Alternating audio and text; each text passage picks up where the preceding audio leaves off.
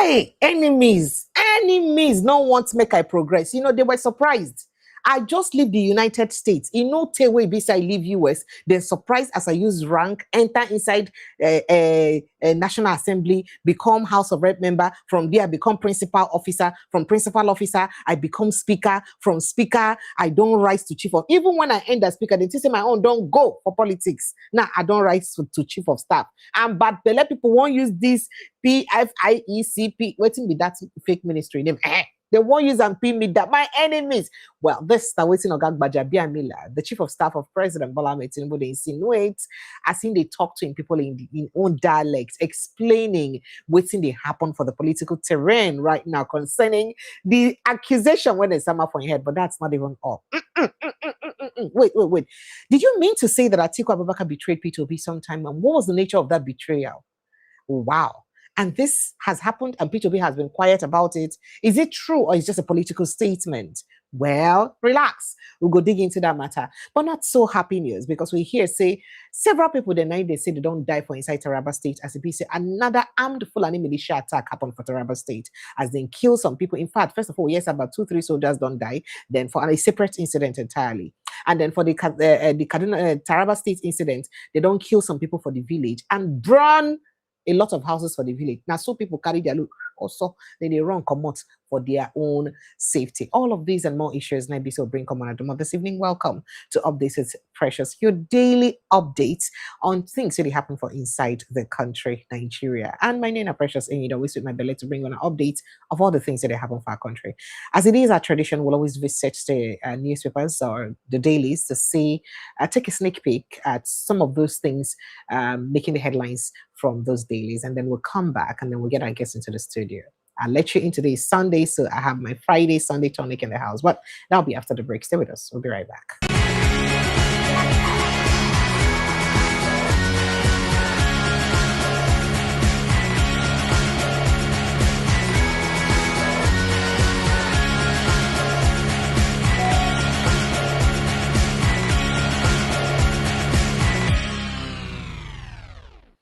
Good evening, Nigerians. Happy Sunday to you. How you doing? You went smarting up for Nagbada now for where self. I turn up to Agbada self.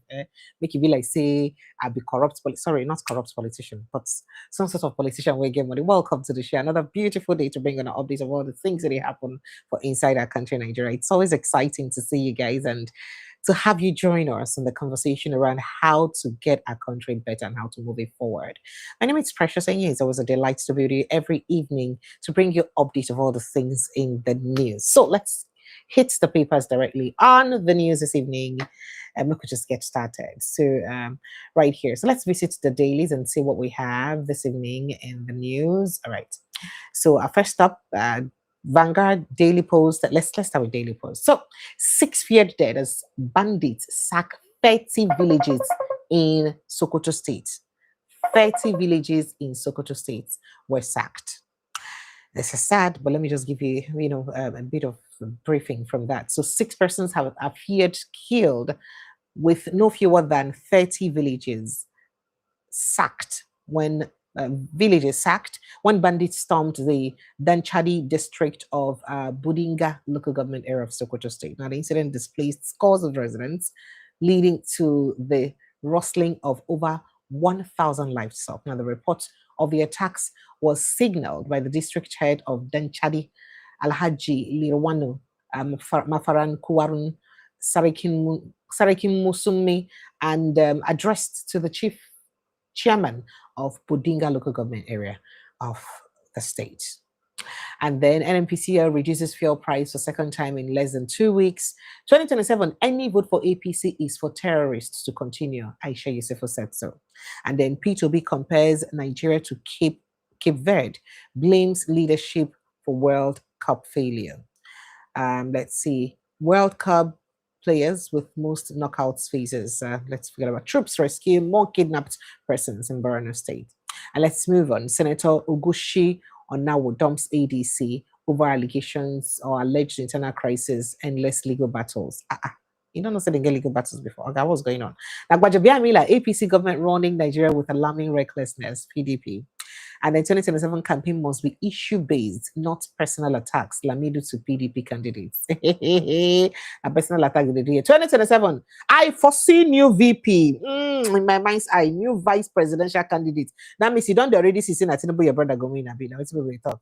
New SGF, and then new Senate presidents, underground rigging plans. Premier Yodele and they talk this one. So that means for the my eye when they see brother Tinubu don't win finish, and then in don't they see the change to a new VP, a new SGF, and a new Senate president. Well, that's awaiting Premier Yodele talk.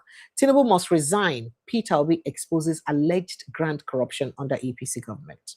And the United States will monitor Nigeria's 2027 election. Congressman Moore said so. So he did say that the United States, it's very interesting in the 2027 election and how it pans out. And they're interested in monitoring the election to see how it goes. And let's see what comes out of it. Let's hope and see that it goes well. But people they talk say, of what significance is it? See, you monitor, you know, monitor. How did he use move us forward? Okay, talk the one way be say affect us, because what really matters, if on a monitor finish, waiting will happen at the end of the day. Not be waiting go happen. That now waiting a lot of people they talk, but we'll get back to that conversation anyway. Let's move on. Let's see what we have here again. Very quickly. Still in the news. Yes. Okay. Cooking gas price reduction updates. Okay, some updates. IMF reveals those who okay, I think I told you this yesterday. Troops rescue more kidnapped persons in Borno State. And then nobody above 70 years should run for political office in Nigeria anymore. Patu Tomi, now they talk to us. Say anybody who don't reach 70, I beg you, just carry your age, keep one corner, leave political office alone, not be for you. Now, Carter Jones suit challenging APC Magma Reggiano Reps primary to July 9. Benue lawmaker Agbese urges Tinubu to suspend proposed NYSC reforms. Troops foil ambush after IED attack in Borno State. For all of these and more issues, NIBC full for the news. But let's just move on very quickly. Let's see. Moving on, FG condemns killing of 2 Nigerians in South Africa and demands justice. And then federal government denies spending 8 trillion naira outside budget, says claims misrepresent IMF reports. And I'll let you in on that because IMF had sent a report, so we'll get to it. Now, failure to vote out current NFF, well, that's got to do with sports. Moving on, Nigeria-Ghana sign maritime cooperation MOU. And then Anambra APC crisis deepens as new chairman takes over secretariat. Umahi blames coastal road flooding on Lagos master plan non-implementation. Why they no go implement the master plan? Now, continuous government now, so why they no go implement it? That's a question where people they ask. Okay, and then moving on, Peter Obi hails African teams, cites Cape Verde as model for Nigeria. And then projects Nigeria positively despite challenges. The Bureau urges diaspora. On our way, diaspora, project your country well. Not beyond you get problem. That's what she's saying. Okay, second calls for probe of, there is a CHRICED, calls for probe of the controversy surrounding Gbajabiamila seeks accountability. Oyebanji, okay, let's forget about this and move on very quickly. Moving on to other stories in the news. This evening, Nigeria World Cup absence shows the cost of your leadership failure, not talent. Peter Obi blasts Tinubu. And then from Aguata to Rwanda, 20 outstanding Southeast students head to Pan-African STEM boot camp for AI, robotics, digital storytelling. This is quite an impressive one. Remember, they were out. Nigeria was to leave the competition entirely because of lack of funding. But I think somebody volunteered to fund them, and here they are making it. Great one. And then reported military unrests, tension in Niger Republic as presidential guard restricts access to government house. And then let's move on very quickly to other stories in the news. Olympiad. Alex Onya is doing what the Tinubu government has failed to do. Yet some bigots call it Biafra agenda. Shehu Ghazali Sadiq knocks ethnic bigotry. That's now as of course Alex Onya take the responsibility of the children where BC they go for the STEM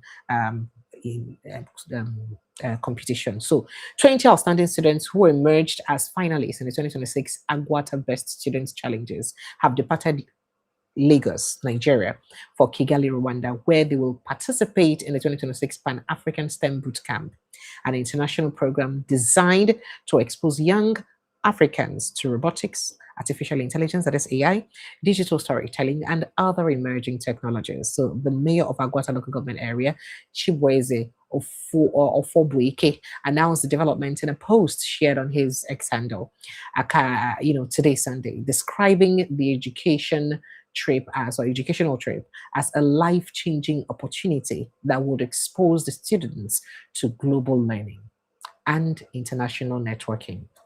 Good experience for them. But let's move on to other issues quickly. Tinubu did not secretly spend 8.3 trillion naira without National Assembly approval, Finance Minister Taiwo Yideli says. So let's visit that story very quickly. Now, Finance Minister Taiwo Yideli has defended the Bola Ahmed Tinubu-led government against allegations that it secretly spent 8.3 trillion naira outside the approved budget, insisting that all public expenditures were made with the approval of the National Assembly. Were they not going to approve? Okay. And in accordance with Nigeria's constitutional and legal framework. So in a statement on Sunday by the Federal Minister of Finance, Yideli described as incorrect recent public claims that about 2% of Nigeria's gross domestic products, GDP, amounting to over 8.8 trillion naira, about 8.3 trillion naira, were spent outside the approved budget based on references to the International Monetary Fund, that is IMF 2026 article, that they wrote recently.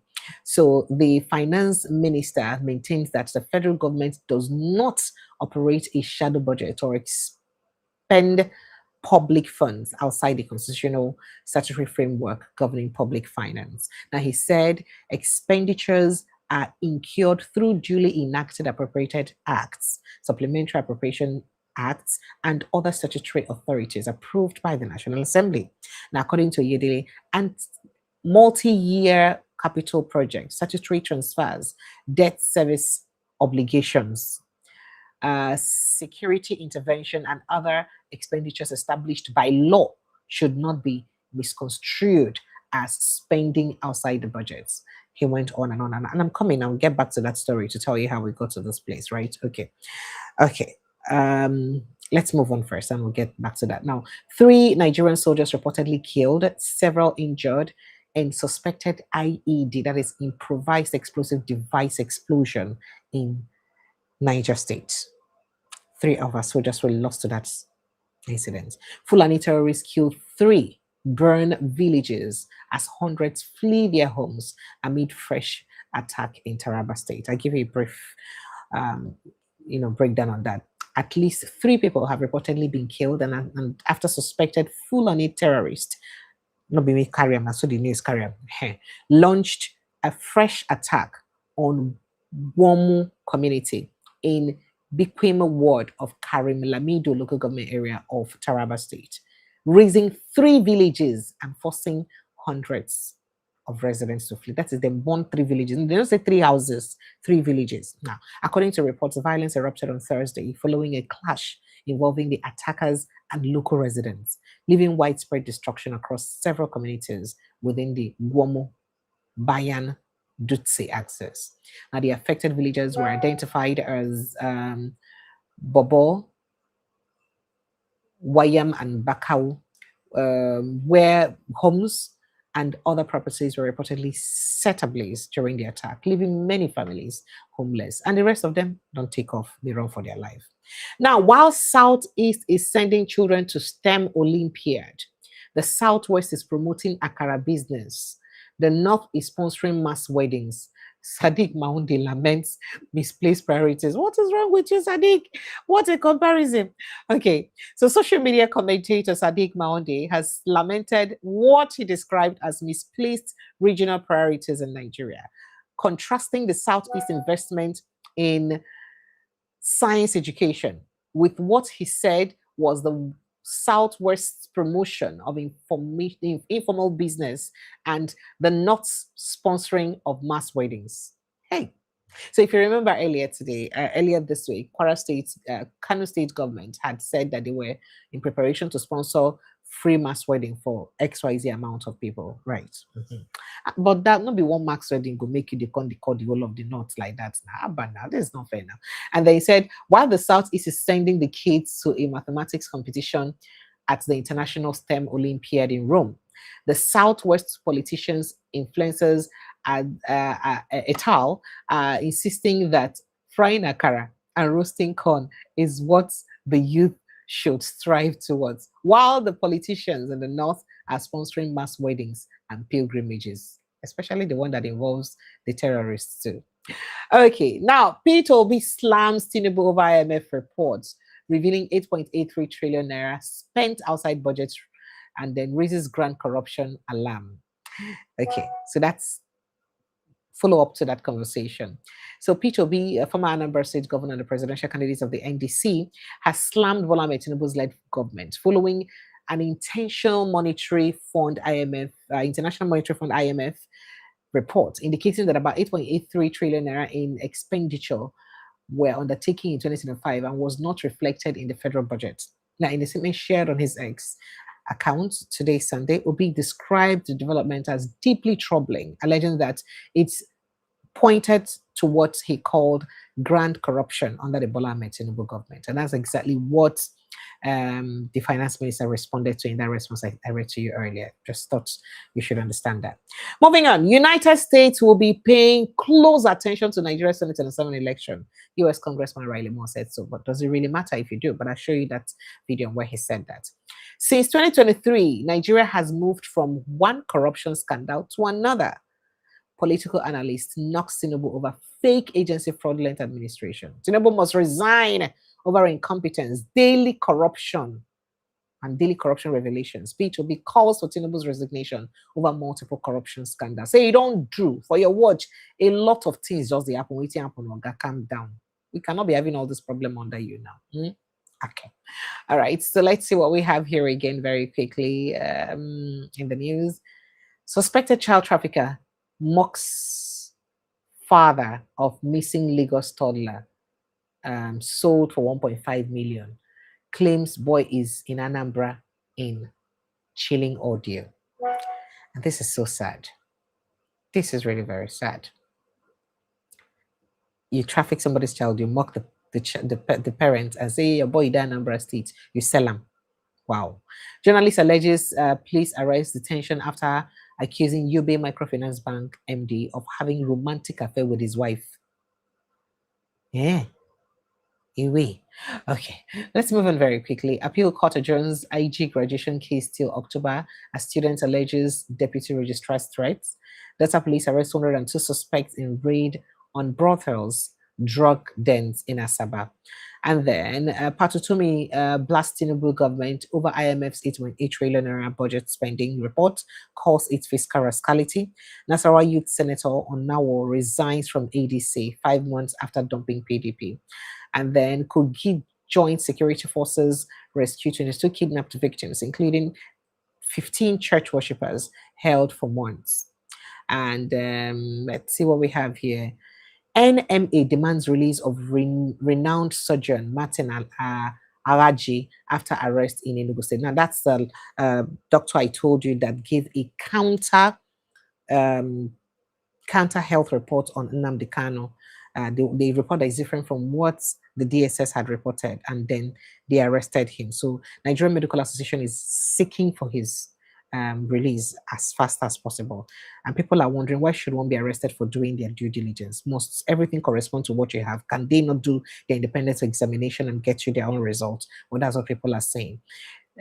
Save Bogu before we go extinct. Youth leaders beg Tinubu Bago as bandit attack devastate Niger communities. This is really very sad. But all of these and more issues are going on in the country. I just thought to call your attention to it. Thank you so much for joining us. And joining us in the studio is Prince Francis Chilaka. Good evening, sir. Thank you so much for joining us. Happy Sunday, as we like to say in Nigeria. Happy Sunday to you, sir. How are you? I could be better. How about you, sir? Oh, we're there. As you may be aware, battling with what, sir? Fake. We're battling with fake and unfake government agency. It's not fake. So let me show you what Gbajabiamila said. Sure, Yoruba, sir. Let me tell you what. Listen to what he said in reaction to what you people want to bring our brother by all means. You want to bring him down. It's his enemies that are involved in this. What's that?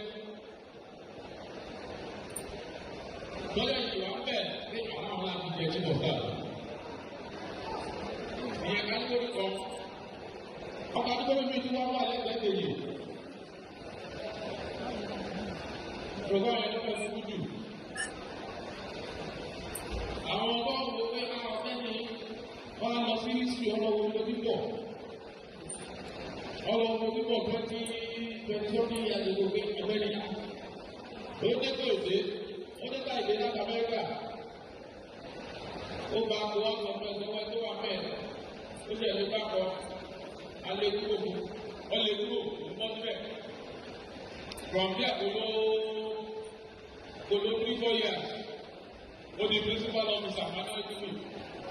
From minority whip, what the minority leader. From minority leader, what the majority leader. From majority leader, what the speaker. Oh, okay. Okay, the speaker. Legislative career àti gọ́ọ̀mẹ̀ntì òfin ìyẹn ti dé límìtì nìyẹn àsìkítà. Kò sí ibi tó lè lọ́mọ́. Ó dá wọn lọ́dún. Bí ẹni tó lọ́ba tó ti débi láti. Láti ẹ̀. Wọ́n wá kọ́ pé wọ́n fi ṣe kíkọ̀ sáà. Kíkọ̀ sáà fi ti báwo. Tọ́gbà yìí máa ń lọ́ba yìí tábà ti tábà jókòó bá ń wò ó tó lọ́ba. Àti wọn ni ọ̀gbẹ́ ni yìí. Ó padà wọlé wá ṣe gómìnà máa lọ́wọ́ ni o. Ó máa rí bẹ́ẹ̀.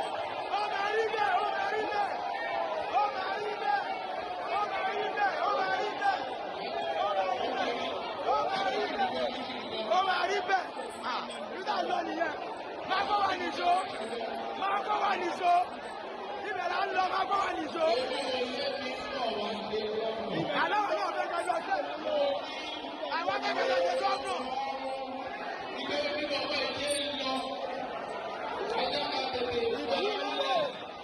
Ibi tẹ́ ń lọ nìyẹn. Wọ́n ò lè fà wálẹ̀.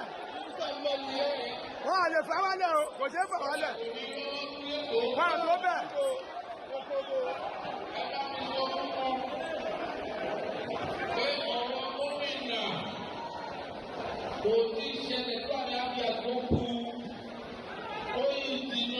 All right, so for the purpose of those who do not understand Yoruba language, and I think the audio is a bit faint, make I try whether I go fit interpret and more based on what they explain to me. So he says, my advice, my adversaries, that is my bad belly people, them people will hate me where. They were shocked at my political progression. That is the way where I don't grow politically, grow like this.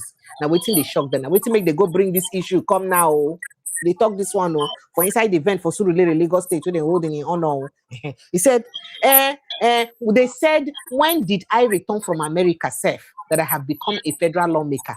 I become from minority whip to majority whip, from majority to speaker, from speaker, and now I am in fact, they said when I became the speaker, they thought that was my bus stop. But when our leader made me his chief of staff, they were dumbfounded. They started another plot. They thought I wanted to be the governor of Lagos State. But I am not interested in that. My job as chief of staff to my leader and president is more than enough for me. Now, waiting in the talk there. So, and people see this as a direct reaction and response to the entire saga going on and the allegation by the man who raised that allegation against them. Make I take your thoughts and opinions, sir.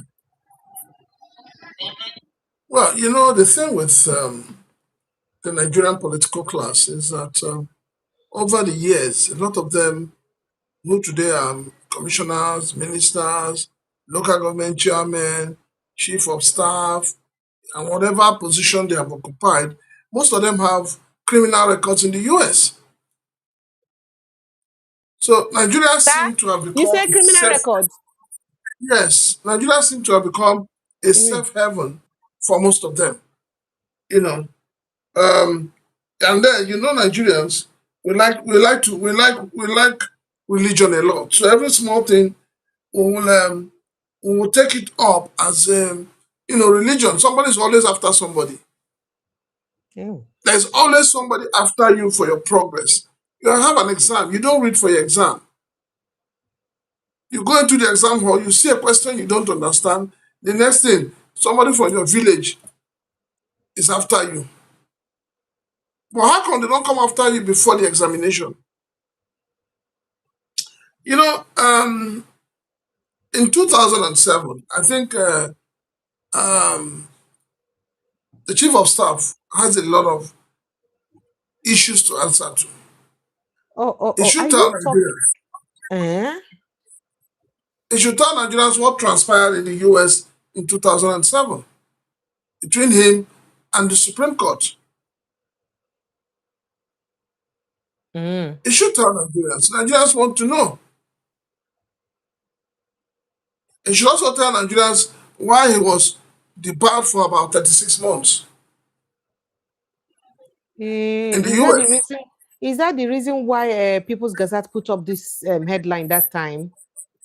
Exactly. So we're not saying Nigeria is a country where you don't bring up people's sins abroad. You only want to look at the ones they have committed here. Don't forget that Nigeria is also a country where a former governor was arrested by or chased around by the EFCC. And at the end of the day, the courts in Nigeria said he had no case. But when he got abroad, what happened? He served a jail term. So our judiciary is a problem. Our security apparatus is a problem. Those who are responsible for arresting and persecuting, they're a problem. Are you saying that they ought to have done their due diligence and investigated him and then known that perhaps he had an issue in another country? Obviously, Should that have stopped him from but becoming a lawmaker in Nigeria? do you know now that if you want to travel um, out of Nigeria to some countries, you need to get police reports. Oh, yes. You need to get police report to clear you to say that you have not been involved in crime in any part of the country. So why is the police report? Why is police, not doing the same, or the DSS not doing the same for those who want to contest elections and for those who are in the system already? It's a flaw and complete total negligence. But then everything in Nigeria has been politicized. So once you occupy a political office, whatever sin you have committed outside the shores of Nigeria is forgotten. Nobody talks about it. Nobody wants to hear about it. So yes, talking about the issue of Mr. Deyemi, it's so funny, precious. If you know how the civil service is, one, if you know what it takes for you to get an office space at the federal secretariat, then you will know that there is more to what everybody's saying regarding this case. Including getting an official government website. Remember, he got an official Not only government that, website. including for your Senate and your House of Rep to write to him. And some of them attended his function, the functions he organized.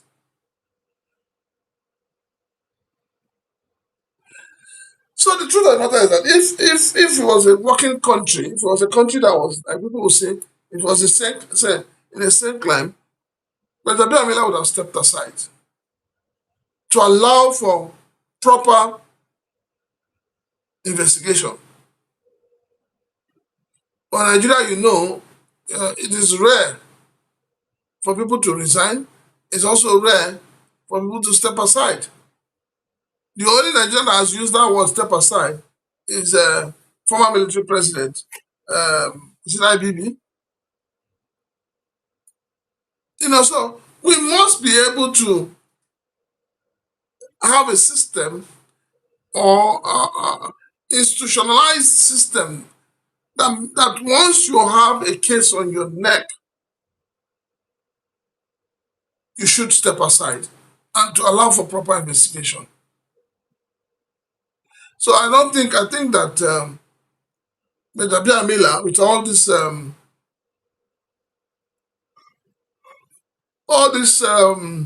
drama going on and the kind of things he's saying, he shouldn't be saying it. He should allow. I thought they said they've taken the man to court.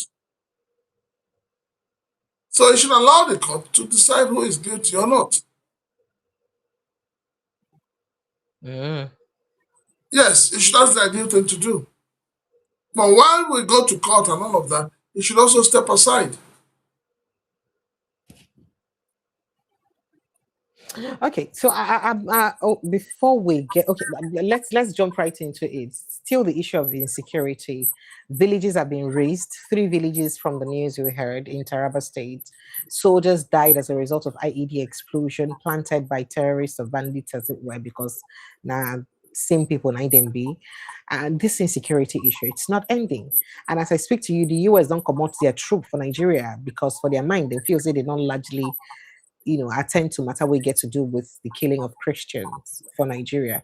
Now that we're left on our own again, what is going to happen? How well can we, and then the killings are continuing. How well do you think we can handle this, especially as elections draw near? First and foremost, Precious, as you and I talk, the government of Nigeria never came out to tell us in clear terms what the American soldiers were doing in Nigeria. They said they were teaching them training. Teaching them what? Training our soldiers. Training your soldiers. 200 plus soldiers. Training your soldiers. Were they training them on how to climb the mountain or how to descend the mountain? Or were they training them on how to swim? And what gives them the impression that those they have trained are ready and well prepared to go into the war front?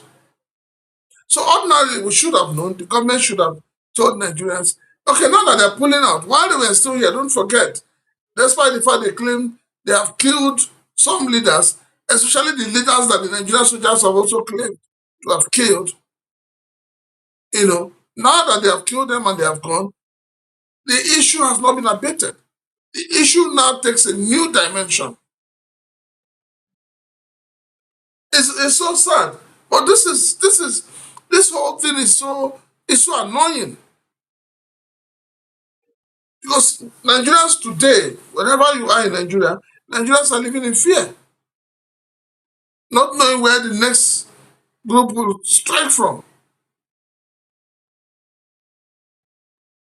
So if the Nigerian government, if the American government and the Nigerian government claim to have eliminated the leaders of these groups, their major leaders, and you think that there cannot be another leader that is more radical than the ones you have left. So this is where the question lies. It's one thing to say, oh, we have eliminated their leaders, but if you look at the way they're operating, they already have a well-defined succession plan. And that is what keeps them going. So it's unfortunate, but it's what it is. We wake up every day, when we wake up these days, we want to know which city, which village, which local government has been attacked. That is where it is right now. This is sad. And some people are still, they don't see anything wrong with it. They feel that, I remember I was discussing with somebody today, and he said, those people that they kidnap, why must they be moving around? Yes. I looked at this guy and I was so upset. I almost slapped him. So a lot of people have this mindset that, oh, those who have been kidnapped are putting themselves in the line of harm. But you forget that a lot of these people too, now the villages that have been sacked, they are going to move into IDP camps. So why is it that during this period that they're in the IDP camps, why is government not taking the pain to develop those places and send the people back? It's a question we keep asking and nobody's answering. All right, so Prince Who Francis is Chilakada is occupying the ancestral homes of those people that are now living in IDP camps?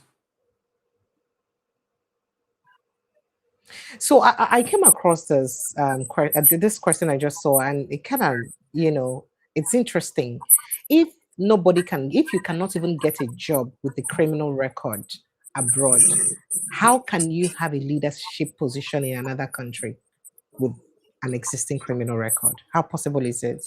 Is it that then what is the essence of the scrutiny or the due diligence that DSS is supposed to be doing on politicians prior to election?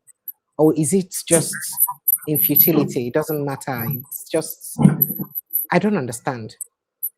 How is it that it's okay for people not to say? What is the qualification to become a president?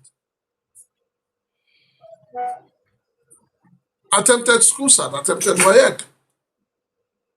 Nobody said you must have 5 credits. You may just have F9 all through, but so long as there's a document to show you have attended or you participated, you are qualified. How many organizations in Nigeria today will employ somebody that has a school cert? How many? These days, companies are moving from employing people that have their first degree to people who now have masters and PhD. And yet, those who rule us, most of them have questionable results. They're questionable as per what school they attended.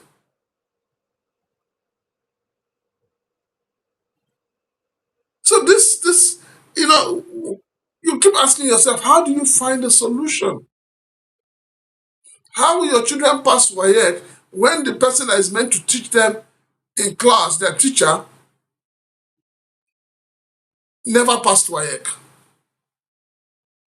Hell, how do teacher not pass WAEC come become teacher? Oh, it brings us back to what I asked. What is the qualification to become a president? What is the qualification to become a senator? What is the qualification to become a governor? Is it not your former minister for what's his name now, that just got arrested? But when he was there as a minister, did anybody arrest him? So it's what we are faced with. This is what we are faced with as a nation. And that is why we keep saying that document called the 1999 Constitution needs to be shredded for Nigeria to rise up.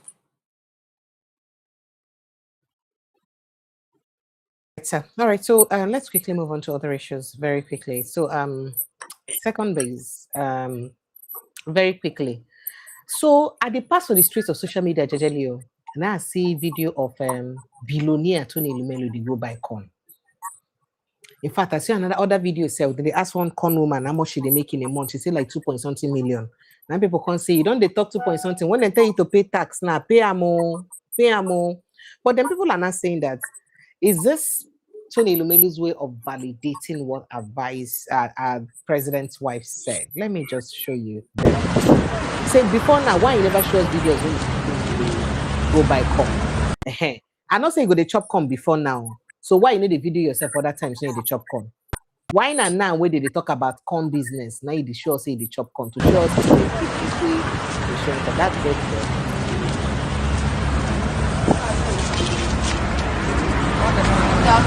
Which version do you have? And the video is separate. Right, Okay,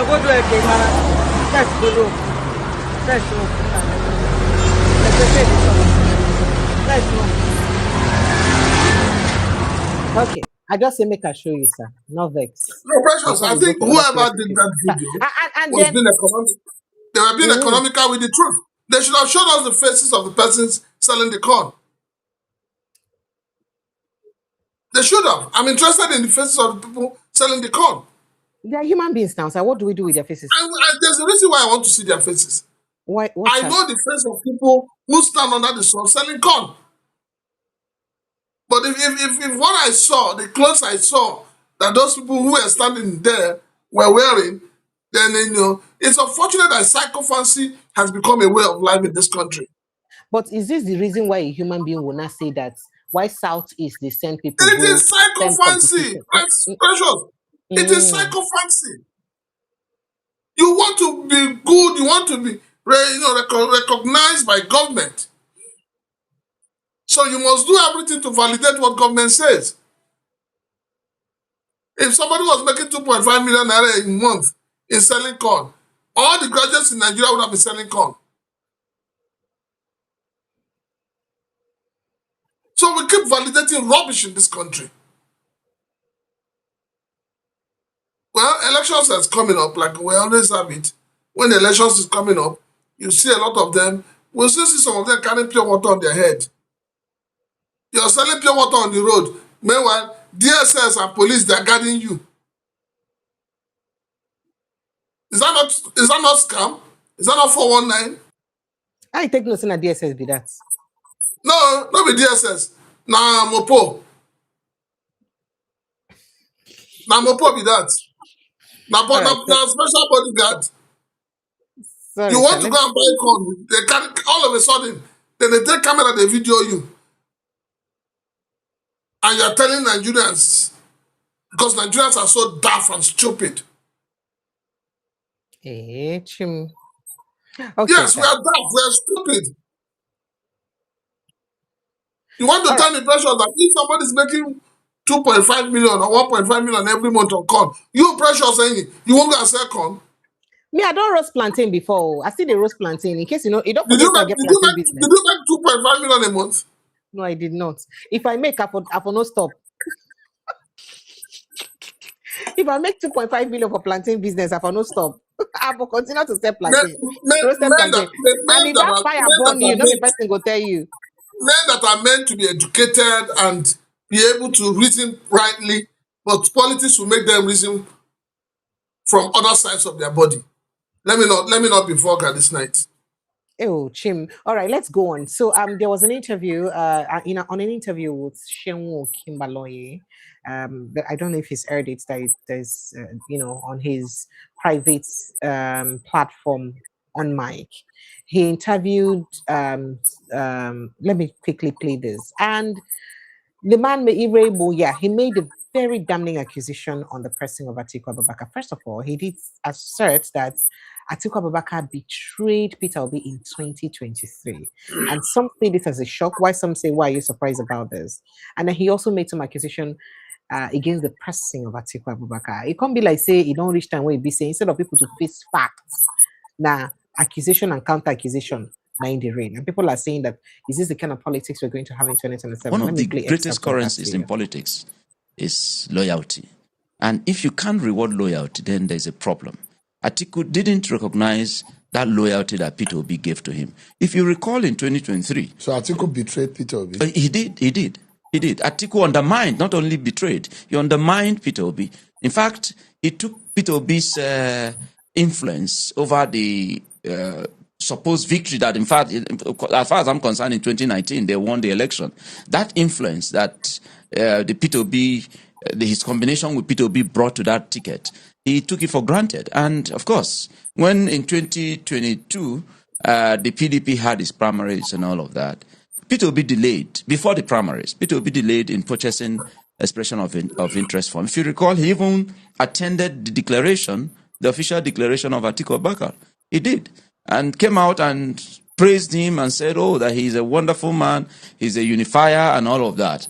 And then, of course, expecting that there was a plan, possibly, to repeat the 2019 ticket. But when it became clear that Atiku is more like transactional about this whole contestation thing. How do you mean transactional? Yeah, because at that time, he had already started working with a sitting governor who was funding most of his activities. That is Okowa. All right. And so it became clear that it was going to be about the highest bidder. And that we were not having a chance. So it was because here. of money that Atiku did not use or work with Peter Obi. But it's clear, very clear. It was because of very, money. very clear. It was a transactional thing. Okowa brought most of the resources that was used for the 2023 contest. Very clear. So, and there was only one thing that probably was negotiated, the VP position, and he gave it to him. So Peter Obi left, and of course, in less than 8 months, turned this country, became that more like tsunami, political tsunami that happened in fact, he won the 2023 election. The only thing is that Atiku? Peter Obi won the 2023 election. Clearly. In Nigeria? Clearly, he won that election. That the system, INEC says he did not win. INEC, the court said he did not win. We know what the system has played out. The INEC, as we witnessed under Mahmoud Jega, Peter Obi won in Lagos. He won in Lagos that PDP couldn't win all the way, all through the state of PDP in power. They never won Lagos. So it was Lagos you are referring to, not the general election? He won the general election. He won in Lagos. He won in Abuja. He won in Nasarawa. He won. Peter Obi, as far as I'm concerned, and most Nigerians are concerned, he won that election. It's just that the system was rigged against it, and that's all. Prince Francis Chilakasa. First of all, let me put. I won't. I don't know how to put it, but I think what's his name? Irebu, or are you talking about Irebu, the person he interviewed? No. Okay. The guest, the host. Sheun Okimaloye. Sheun. Yes, I think he has some soft spot, whether we like it or not, for APC. Why do you say that? I've listened to the interview, and I've listened to other interviews when he brings in people from the APC. When he brings in people from APC, he doesn't know how to ask questions anymore. Do you think he was? Do you think he? Why do you say so? Do you think he was perhaps just making jest of Peter Obi when he said one where in Nigeria or Lagos? No, but we all in this country, and we all know what transpired during the elections. So any journalist that will be talking about the elections that will not say things the way they are, that person is, you need to watch the person very well. And so it reminds me when, Wike, as they say, jokingly said, if he had a gun, he would shoot him. They had a reason for saying that. But then, coming back to what has been said and revealed, my problem with Atiku is that after each election cycle, he disappears. He relocates back to his second motherland, which is Dubai, and he stays there uninterested in what is happening politically until the next election cycle. Betraying Peter Obi or not betraying Peter Obi, for me, that's more, it's something I don't have the facts, and I wouldn't go into it, but he was right when he said that Okowa was one that practically brought all the money for the election. But this is where the governors in the South are not shamed. They don't have shame. They don't have shame. They're always available. So did you hear what he said? That Atiku was transactional. Now I'm sorry to say, exactly Dr. Catch also mentioned something like that in 2019, when Atiku made Peter Obi his running mate, that Peter Obi had to bring good chunk of money for the campaign. You see, let me say this. When people keep saying, oh, Atiku has money, I think like I have always deduced, I think he just saves his money for the primaries. That's it. Because he understands that the delegates need money. So he saves his money for the primaries to get the ticket. And when he gets the ticket, he begins to look for a vice that has money to play, to spread. And the moment you are ready to play ball, he gives you the ticket and he goes to sleep. So that is, I mean, when you look at Buhari's tenure too, your former governor did the same. Your former governor, who today we hear is a running mate to Atiku, he did the same. The same person who has told us that Atiku is not electable. You can see how Nigerians behave when it comes to the issue of politics and power. The same Kenneth Okonkwo, who told us clearly that Atiku sold all Nigerian assets to his family, friends, and cronies, is the one today that has gone to do Thanksgiving, all in the name of being made a spokesman. Anywhere Beleface, infrastructure, stomach infrastructure. And then tomorrow you will see him now. This is a man that the videos of his interviews where he demonized Atiku is all over the place. These politicians have no shame. They have no shame whatsoever.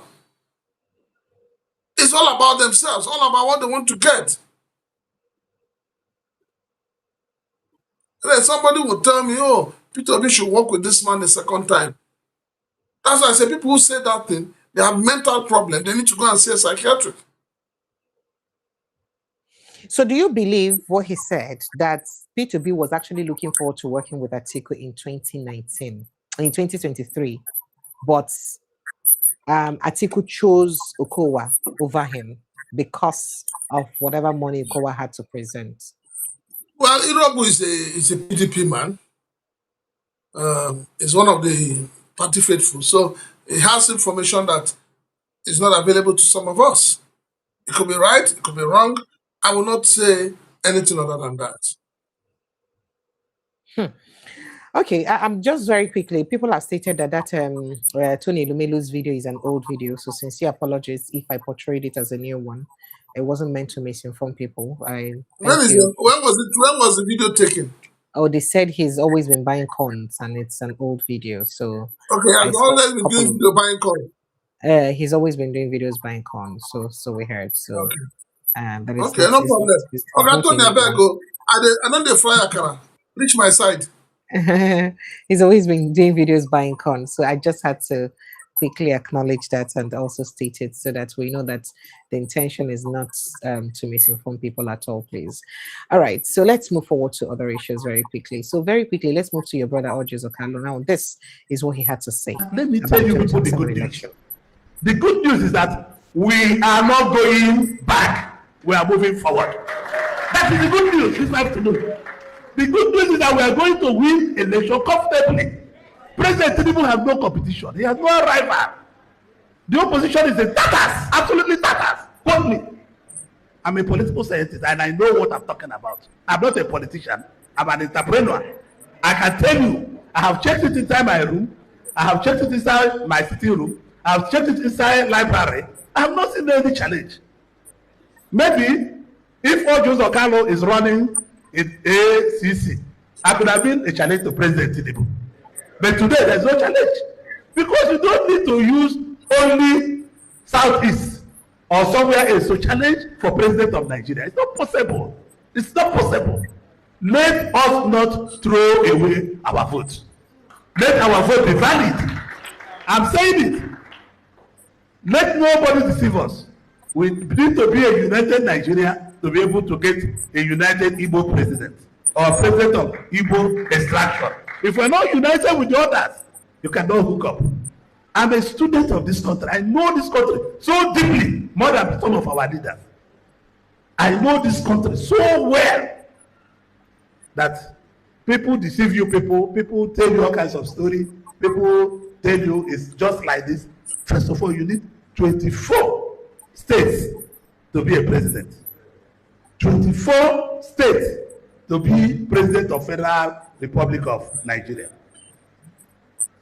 And my dream cannot go down. My thoughts cannot go down. My thinking cannot go down. My vision will never go down. My attitude to it can never go down. We need a united Nigeria to put an Igbo man as a Nigerian president. Let me be honest with you. I see people saying, oh, Northerners will not vote for Tinubu. Why? If they don't vote, they win the election, they will be at disadvantage, but they will vote. Because if you vote for another man, you start afresh. That man you are going to vote will do 8 years. Tinubu is already 4 years gone. If we can vote for past presidents, we can vote for Tinubu again. I know past presidents have done more mistakes than Tinubu, and this is no mistake. All over the world, there is economic problem. If you know your brothers and sisters that live in London, there's economic problem there. There's economic problem in Canada. There's economic problem in the US. There's economic problem in Ghana. There's economic problem in South Africa. This is why South Africans are chasing our people away, because there is hardship to a God. So let us be as wise as my grandmother. You have to be wise. Don't go thinking things will just be in social media. Last election, when people came, I said, count what we have done. This is what we are going to do. They said, okay, let's write result. The Labour Party wrote result against us. Did they win the election? No.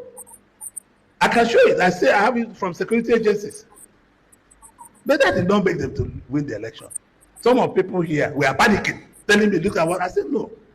The vote will come from genuinely members of our group. And they did it. So to me, this meeting is to tell you it was a true discussion that everything had been held. Party is one, everybody is one. If anybody say he does not want this party to be one, if we are not managed well, that does not mean we cannot speak out. True of us. All I know, party is one, but let those we left in him of the party behave well. Otherwise, we put a faction. And if we put a faction, it will be more costly to manage. So it's better to be one party, different pro-groups, than to be factional party and many pro-groups.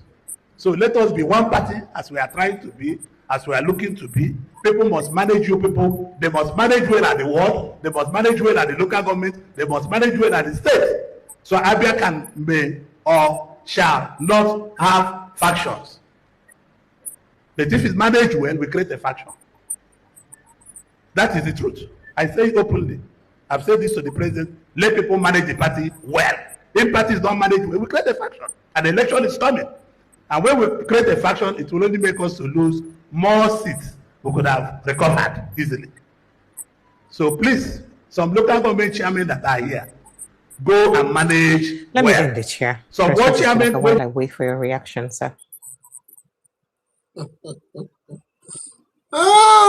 This is the same man that cried in 2023 after he said that the Igbos were not right for presidency. Yet he wanted to be the Senate president. And he cried. He cried and they didn't agree. They didn't consider him to be the Senate president. Now he's making another scene. This is a man that ruled Abia for 8 years. He had no single legacy to show for wasting the lives of the Abia people for 8 years. He has been in the Senate for how many years now? What does he have to show to his constituency? These are just people who are, like a friend of mine would say, shoe shiners. That's just what he is. Ojus Akalu should go and rest. He should know that his own time has ended. His time is over. He should go and rest. So when you say 24 states, because 24 states, how many states? How is he even sure? How is Ojus Akalu sure that he will come back to the Senate? It's unfortunate. Honestly, some of these politicians, when they talk, I ask myself, is it that they don't take the tempo of the people? They don't consider the feelings of the people. They don't consider, the sovereignty that belongs to the people before they come to talk. So the Igbo man, as of today, is not right to be president. But he urges Okalo is right to remain in the Senate. He is right to go and fight for Senate president. You can see how people talk. You can see it. Precious, let me ask you, check all the Yoruba politicians we know, prominent. How many of them, even when they don't agree with President Bola Ahmed Tinubu, how many of them will come out to say, talk like this against him? How many? Every time the Igbo political elite will be claiming marginalization. They'll be claiming that they're not being treated well. Meanwhile, they are the ones responsible for everything that's going on in the Southeast. Is responsible. You shouldn't worry now, no problem. 2027, let us see how he will come back to the Senate.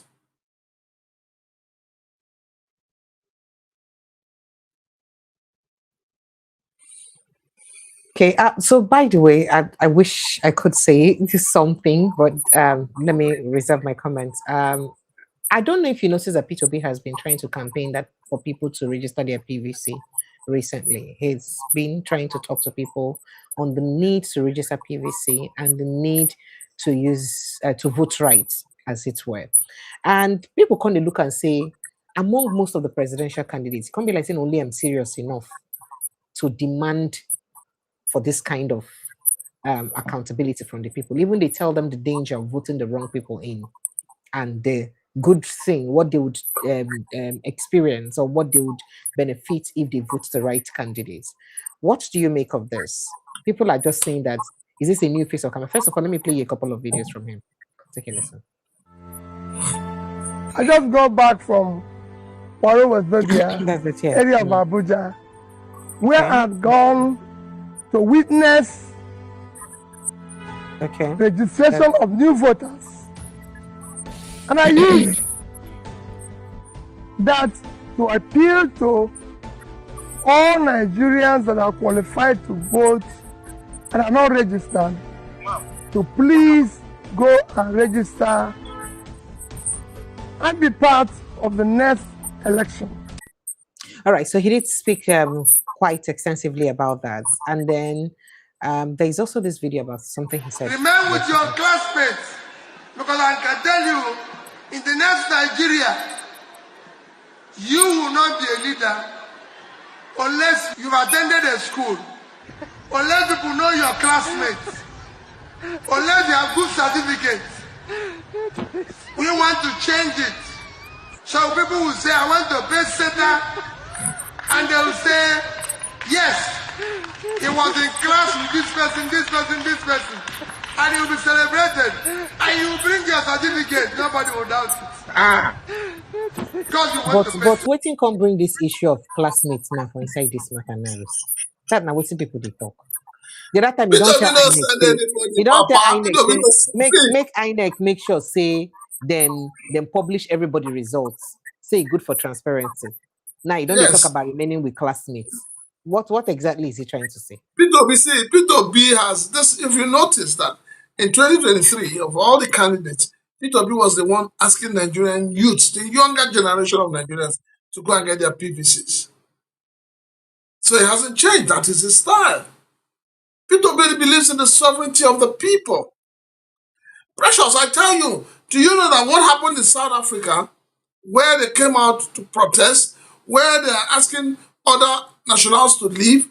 Do you know that it was because of the fact that the government itself recognizes the sovereignty of the people? And that is why their government was complicit. They pretended not to know what was going on. They didn't do it because they don't have the power or the military might to stop them or the security might to stop them. No. But they know that the elections are coming and the people will speak boldly. And this is what we're asking of Nigerians. To be able to speak when they need to speak. To be able to be bold when they need to be bold. See, as I sit here now, pressure, let me tell you, if you bring somebody like, what's his name now? Oju Sokalo. You bring someone like Dave Umahi. You bring somebody like Hope Uzodinma. You bring somebody like Rochas on one hand. And on the other hand, you bring somebody like Yemi Osinbajo to contest an election. Do you know who I will vote for? I will vote for Yemi Osinbajo. The reason is because this is a man that has capacity. He has what it takes to do the right thing. And that is the difference between an average Igbo man and other tribes. If Peter Obi was a bad man from the southeast, I am telling you, the southeast people will not vote for him. You know what I'm talking about. But is that why Peter Obi will be looking for trouble there in that statement he made? What is the trouble? Let us publish results now. And point after all, you remember when our president showed us one of his classmates who promised us, what's that his name again?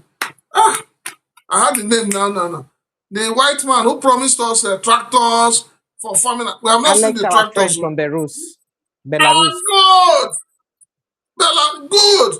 The tractors he promised us, we have not seen them. I hear that the tractors are rotting somewhere. That's somewhere in Abuja. The tractors are actually here. It's not like there were no tractors. Oh, you saw him when they brought them in. I just hear tractors they packed somewhere. Are you the one that cleared it? I have not seen the tractors. So where are the tractors? And since that time, he has gone into thin air. Only one classmate. Wait, I belong to my WhatsApp group of my classmates. We reach almost 100 or something, so if not 200 now. Because the thing they increase every day. So Peter Obi is right. Let us know your classmates. So that in case you have a problem, your classmates will come out and defend you. After all, didn't you see all the when President Buhari had issue about classmates?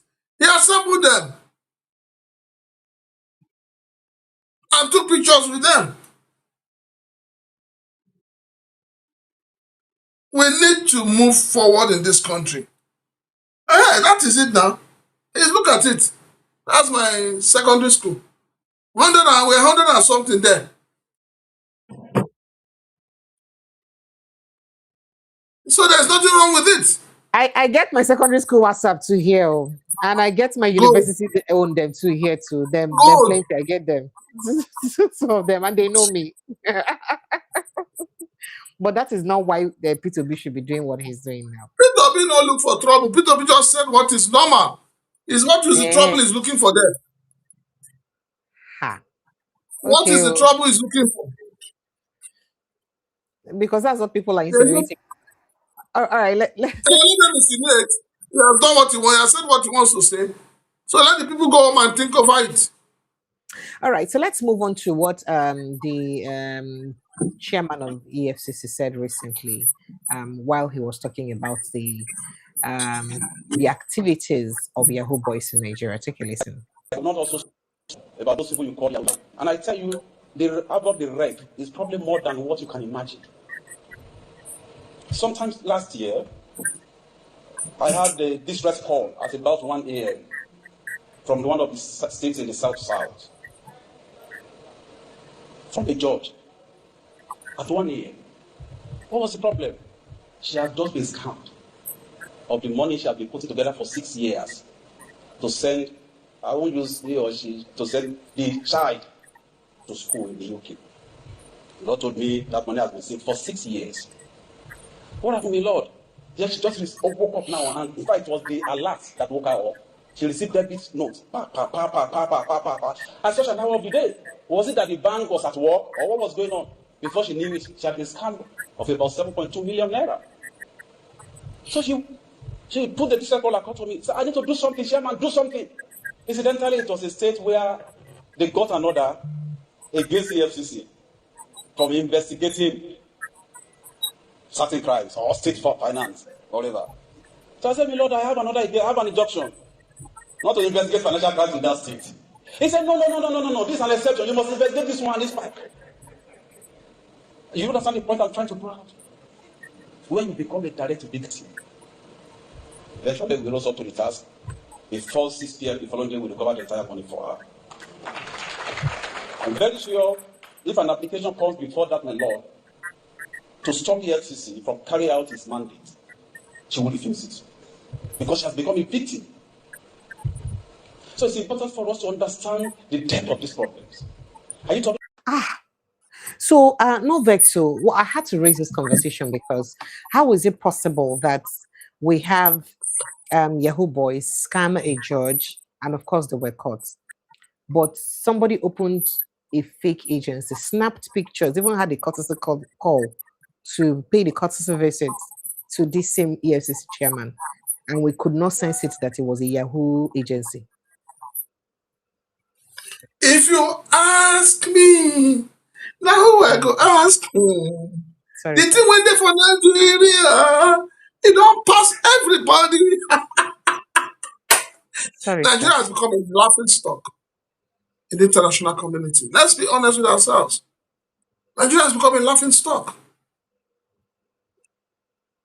Because the way your government officials react to issues, you will see immediately that there's a lot of insincerity, double standard. I didn't know that when somebody's account in the bank is hacked and money is withdrawn, that there's a way the EFCC helps to recover the money back. I'm just hearing it now. Thank you for the information. But me and you, money they disappear for bank. Nobody they help us No, that's what I'm saying. recover the Thank money you for back. the information. You can see how people just say things just to look good. You have an agency that paid a visit to your office. When I take picture, it give you award and they give you plaque. They take pictures and videos with ambassadors. He organized the event when all of them attend. You see, when we keep saying the problem is when everything we do is centered around one man, everybody in government today will tell you, oh, we are making progress because of the renewed hope agenda. We have arrested 20 criminals because we keyed into the renewed hope agenda. That is where the problem is. So nobody functions without being part of the renewed hope agenda. Is there anything wrong with that, or you just think that that's just eye service? No, it's eye service.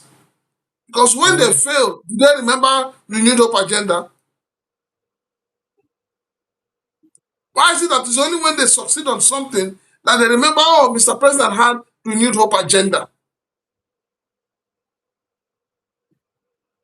We must, like I keep saying, we need institutions devoid of who Mr. President is. Let the institutions function on their own. Even if he's your candidate that is in government. Let the institution function as its own. On its own, let it function. If institutions were functioning the way they should function, you will not see a governor telling the citizens of that state that except you belong to my party, you will not get a contract.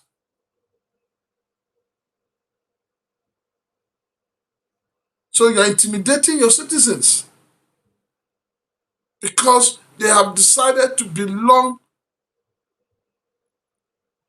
to another political party. Because they don't share in your vision. And so because they don't share in your vision, they have become objects for caricature. They have become objects that must be eliminated. They have become cockroaches that must be killed. And we say, every day we say, oh, we want a better Nigeria.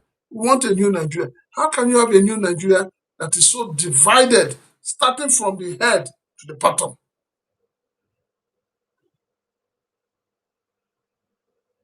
So the issue of insecurity in Nigeria, when we talk of insecurity, we talk of banditry and all of that, but we have insecurity within the government itself,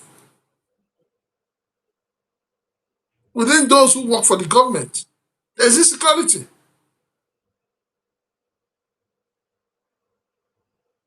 So please, nobody should come here and be bamboozling us and telling us stories. We don't want your stories. You are paid to do a job. Do the job. Don't give us stories. Give us results.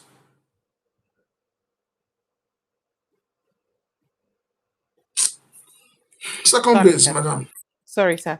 Nigerians, please phone lines are open. Please do want to join the conversation. Chukudi asked if my WhatsApp is down at the moment. I can't access that WhatsApp at the moment. In fact, all my phones crashed at the same time, so I'm trying to sort them out one at a time. Once I do that, I'll let you know. Once I rectify the network issue, I'll let you know. But you can only get that number on direct call, not on WhatsApp at the meantime. So please just bear with me. If you want to reach me on phone call, it's got to be through direct call. Else you just join via the link, please. So it's safe to just join through the link, and it will bring you straight into the studio to join the conversation. Or you call directly, same number 081702940077. I understand that calling on WhatsApp is more cost effective and all that. Please forgive me, but before the end of this week, I should be able to rectify the WhatsApp issue. Thank you for understanding. All right, Prince Francis Chilaka, just before I let in on that, about 3 issues I want us to discuss concerning insecurity. Now, here is one of it. I think it's an insult on our intelligence that for some of us that still speak truth to power, handlers of Mr. President will come and tell us we're opposition. What are they going to tell the mother of the twins, who was heavily pregnant, child? 200 of them were abducted, Charles. During the course of their stay, within some days, she delivered twins. Charles, they took the twins, the terrorists, and threw them to the other, and the dogs devoured twins in front of this. In front of the woman, the dogs of the bandits devoured her twins. I don't know if there's any pain in the world that can be as painful as that. And these are the people that we're giving amnesty to. And here is the chief imam of Lekki asking, requesting that he should stop granting them amnesty.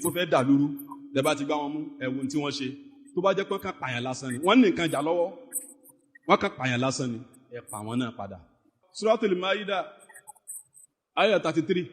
Ọlọ́run ní gbogbo ẹni tí ó bá jẹ́ pé yuharibuna Allaha wa rasula, wọ́n ń gbé ogun ja Ọlọ́run àti òjíṣẹ́ rẹ̀. Ìgbé ogun ja Ọlọ́run àti òjíṣẹ́ rẹ̀, ó ní kó lọ join àwọn armed group. Ẹ wá ní nǹkan ìjà lọ́wọ́, ẹ wá fi ń dà lóru. Nínú Islam, ó ti ń bá Ọlọ́run àti ànábì rẹ̀, ó ń bá wọn jà nìyẹn. Ó wá ń balẹ̀ jẹ́, Ọlọ́run ní tá bá gbé ayín mú, ayín yóò kọ́ tàlù. Ẹni tó bá ṣe bẹ́ẹ̀, ẹ pa wọ́n dànù. Àwọn yusallabu àbíkẹ́ ẹ kàn wọ́n pa títí tí wọ́n fi kú síbi tẹ́ bá kàn wọ́n sí. Àwọn tó kọ́tọ́ àìdéhìn arjuluhum min khilaf, àbíkẹ́ ẹ gé wọn lọ́wọ́ ọ̀tún ẹsẹ̀ òsì. Gbogbo wọn ẹ gé wọn lọ́wọ́ ọ̀tún àtẹsẹ̀ òsì. Àwọn yóò ń fa ọmọdé àrùn, àbíkẹ́ lé wọn dànù lórílẹ̀, ẹ lọ tí wọ́n mẹ́wọ̀n gbére. Àwọn àfáàní bá ti lò lélẹ̀.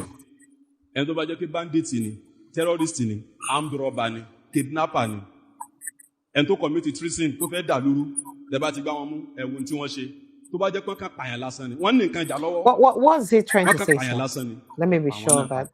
Yeah, what he's trying to say is that when you arrest terrorists and all the bandits or whatever you call them that have killed people, kill them immediately. That there is no need for all this de-radicalization and integration and reintegration. No. That's the summary of what he said. And what's your opinion on that, sir? You know my opinion, Precious. It's okay, sir. So now that we know your opinion, let me quickly let you in on what I think Riley Moore said. As you may be aware, the elections are upcoming next year in Nigeria, 2027. I'm aware. And there's even domestically, there's been a lot of questions about how our elections are run in the process. And speaking with Nigeria specifically, do you feel there's anything more that, obviously you have your bill here, is there anything more that the United States can be doing in support, either politically or other ways, that really allow for a fair and free election over there, as opposed to just a formality, and that really speaks hope into the millions of Nigerians that see some of the corruption on a daily basis that you've witnessed firsthand? Yeah, what I'd say is that we're certainly going to be watching these results and how these elections unfold and how they're executed. And that's something that myself and the administration are going to be paying very close attention to. You are partnering with Congressman Smith on some bills that are being presented on the floor coming up here. I was hoping you could opine a little bit more on that, and also, how do you feel about, if you had a chance to speak with President Trump, and is he on the same wavelength that you guys are? Do you anticipate receiving more support going forward to continue to fight the good fight that you're being recognized for here today? Yeah, look, we're working on Chris's bill, which obviously I'm a co-sponsor of that bill, but I'd say more importantly, what people need to pay attention to is the appropriations bill that we're going to have on the floor today, which some call the State Foreign Operations Bill or the National Security State Department Related Programs Bill. There's a lot of language that I put on that bill that's inside of it that relates to Nigeria and the persecution of Christians and restrictions on security assistance to the government of Nigeria and steps that they have to take. That bill is likely to become a law. We're about to hopefully pass that here today. And so there's some pretty strong and aggressive language in that bill that's going to be binding as it relates to our relationship to Nigeria moving forward. And yes, I continue to work with the administration on next steps that we're going to take. I'm actually going to see President Trump tonight. I'll be having dinner with him with some other members. So yeah, I continue to talk to him about these issues, and it's Let me very take your important. reaction, sir. You heard what he said about our elections. Well, And it's not it's nothing new. American government has always gotten involved in Nigerian elections. but why should we So it's not rely on them it's, getting involved for anything to get no, better? no. And does it ever This make ones anything that better? these ones they're coming out openly to talk about it. After all, when what's his name was there, Jonathan, yes, and then you had what's the American president at that time? Obama. Obama. When Obama was there, he got involved in Nigerian politics, but he didn't come out openly. So there's nothing wrong with it. Well, after all, when other nations are having elections, you still get involved. After all, your country went to quell coup in Benin Republic. Is that not getting involved in the internal affairs? So there's nothing wrong with it, absolutely. I think it's a good thing. Anybody or any organization or any country that will help Nigeria to have some semblance of free and fair election. Are they likely to help Nigeria get a semblance of free and fair election? Considering that a lot of people are saying that, look, Trump is Tinubu's party, because people who are Trump's party are Trump's inner circle, and we know this. Well, that's what I'm saying. So We does say it Trump really? is Tinubu's party. Now you make a party. You know, here within I talk, they say people will be Tinubu strong men, they for Trump inner circle. You know the case Okay. of Trump's son-in-law and son-in-law's father or in-law, and then the Chagoris and all of those issues. Let's not run around that circle. So Let's are watch we and see how looking it forward goes. to anything? Okay. Let's watch and see how it pans out. Okay. Nigeria All is a right. sovereign state, as we have always said. Okay. All right. So, Danjuma, good evening and welcome. Mr. Hello, good evening and welcome. Precious, good Thank you for evening. joining us. Yes, thank you. Thank you for joining us this evening. So, Danjuma, I hope you've had a good day so far. And Mr. Hello, I hope you've had a Precious. great day so far. Sir? Yeah, sure. Good. Thank you. Okay. All right. Let me let you guys jump in on it. Where is our 8.8 trillion? Where has that money They gone say to? they not chop them. They say no, You no say understand what? as the money. They say they not chop the money. Say no, no understand what's in IMF talk. On they read English well. IMF talk another thing, and they accuse another thing. Precious, you see this your platform now. I suppose everybody where they type where they write messages under this under the platform. They're supposed to they write now say Tinubu bring back our money. That should be the slogan now. Bring No, back if you our want, if money. you want your money, go Asoro, go collect the money. No, we need to type now. Every social media handlers need to type that thing now. Tinubu bring back our money. Okay. That should be the slogan. I beg, So no all vex. the money where they don't steal, I think a lot of the money, that one, the latest one on the 8.8 trillions. What about the Bajamilia? All of them, they need to tap and make they return all the money they don't steal. Honestly speaking. Precious, good Okay. evening. So good evening. I was going to work. I was just about to tell hello to just give me small break. Let me welcome elder statesman Ogato Nichukudi and my sister woman Ifi. Ifi, good evening and welcome. So Nichukudi, let me let you jump in on it. You know, say be elder statesman. Good evening, sis. Good evening, everybody. Good evening, my love. Welcome. Good evening. Welcome. You know, say now you go first of all. Now you would hand over the cola too. So make we give you the cola. Yeah. And not be me they serve the cola. See T.Y. Danjuma, I serve them. My hand no did there. They say woman need the cola. Before you guys will find me. Okay, so ahead, thank you so much. Go ahead, sir. I can agree to. I greet you back. I think your network. Go ahead, sir. Just go ahead and speak. We can hear you, sir. Mr. Toyin Chukudi, can you hear us? If you can hear us, go ahead, please.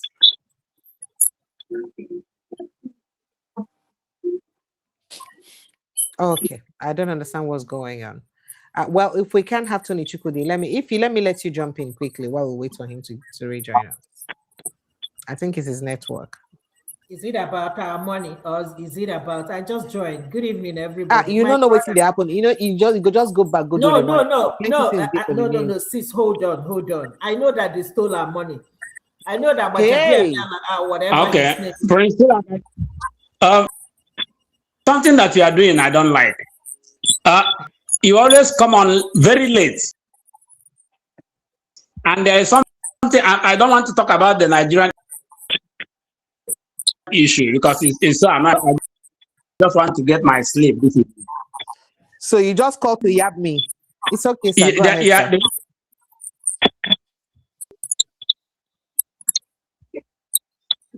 The issue, the topic that you treated here by somebody.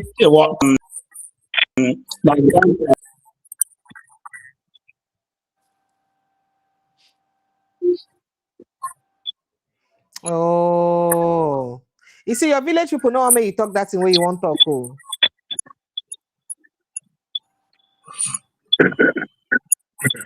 Okay, if you let me let you go ahead, please. While he Tony Chukudi, can you hear us? Your network is really very bad.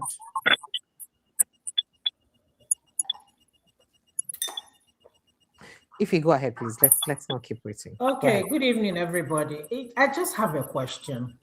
Because at this point, everything is just happening right before our eyes. We know everything happening.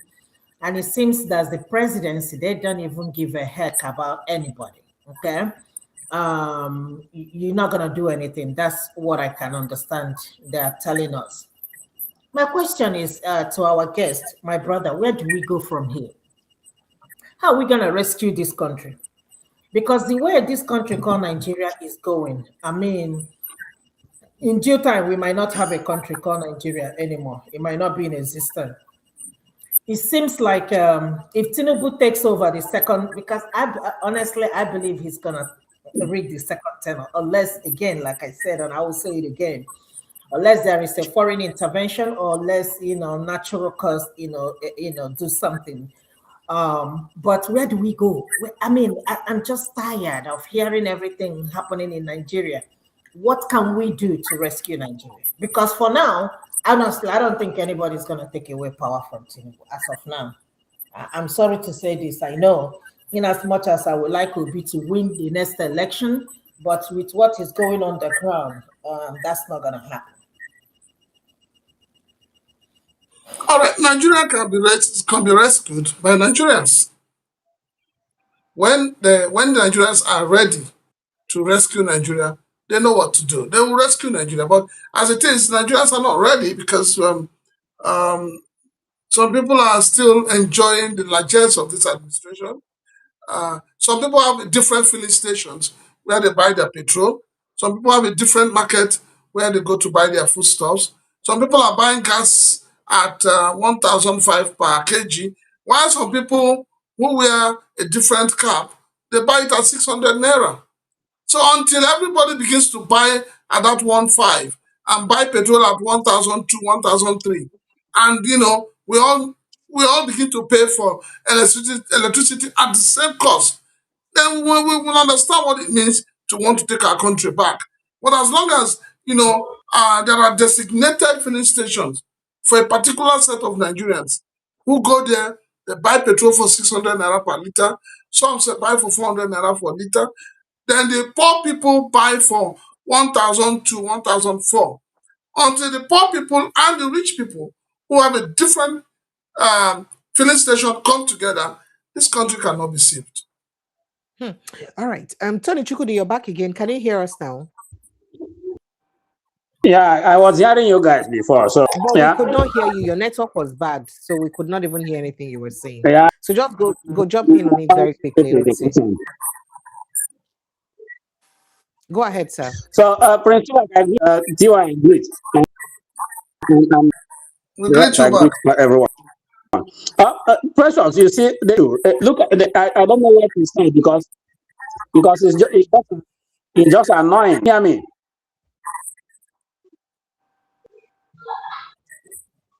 It's just annoying.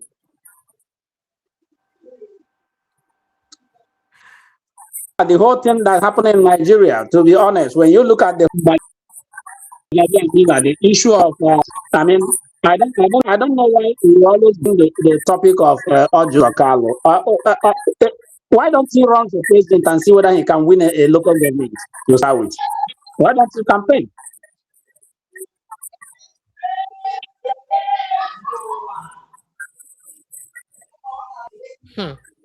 Okay. So I don't it is annoying. And there is something I wanted to say that yesterday. I listened to your show yesterday this morning, and I was not happy that somebody was coming on the platform and he was trying to talk. Everybody, and he was trying to tell us about how to the church. He doesn't know what he was what the church does. There are some corrupt pastors and the rest of them. We know that. There are some that are children. They are part of the problem we have in Nigeria. We know that, but not to play with every churches and every schools. So that shouldn't be.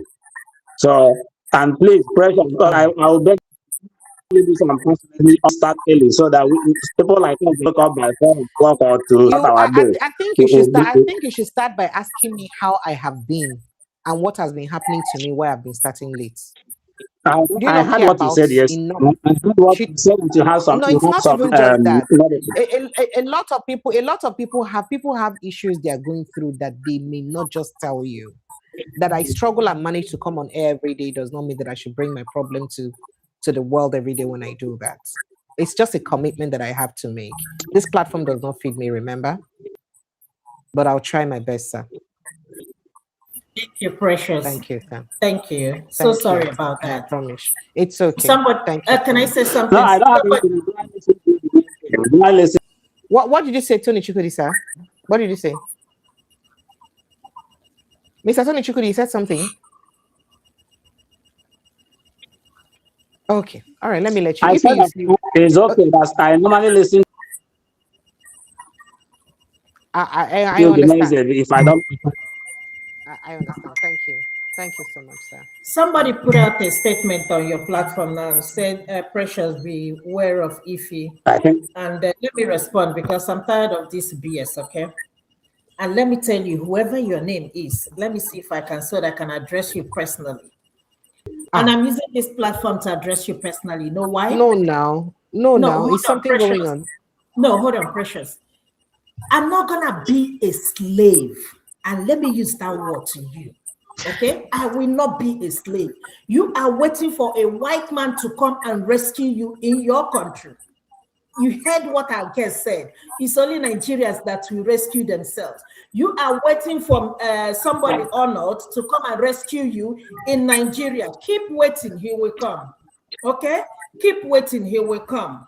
And I strongly and I stand on what I said. I'm not waiting for any white man to come and rescue me or come and deliver my country, Nigeria. But for of you who are so, let me not use the curse word, you people continue to be a slave to them. Okay? And I stand by my word. Thank you. And I'm not going to respond to this again. Hey, It's okay. T.Y. Danjuma, please go ahead, sir. Let's hear from you. Make no start this evening. No, it's too early in the day. Today is not late in the night. Please. Precious, I beg me. I did celebration mood. Greetings, Precious. You're in celebration mood. Yes, now the celebration. What make me and you wear the same attire now? You know, Siam.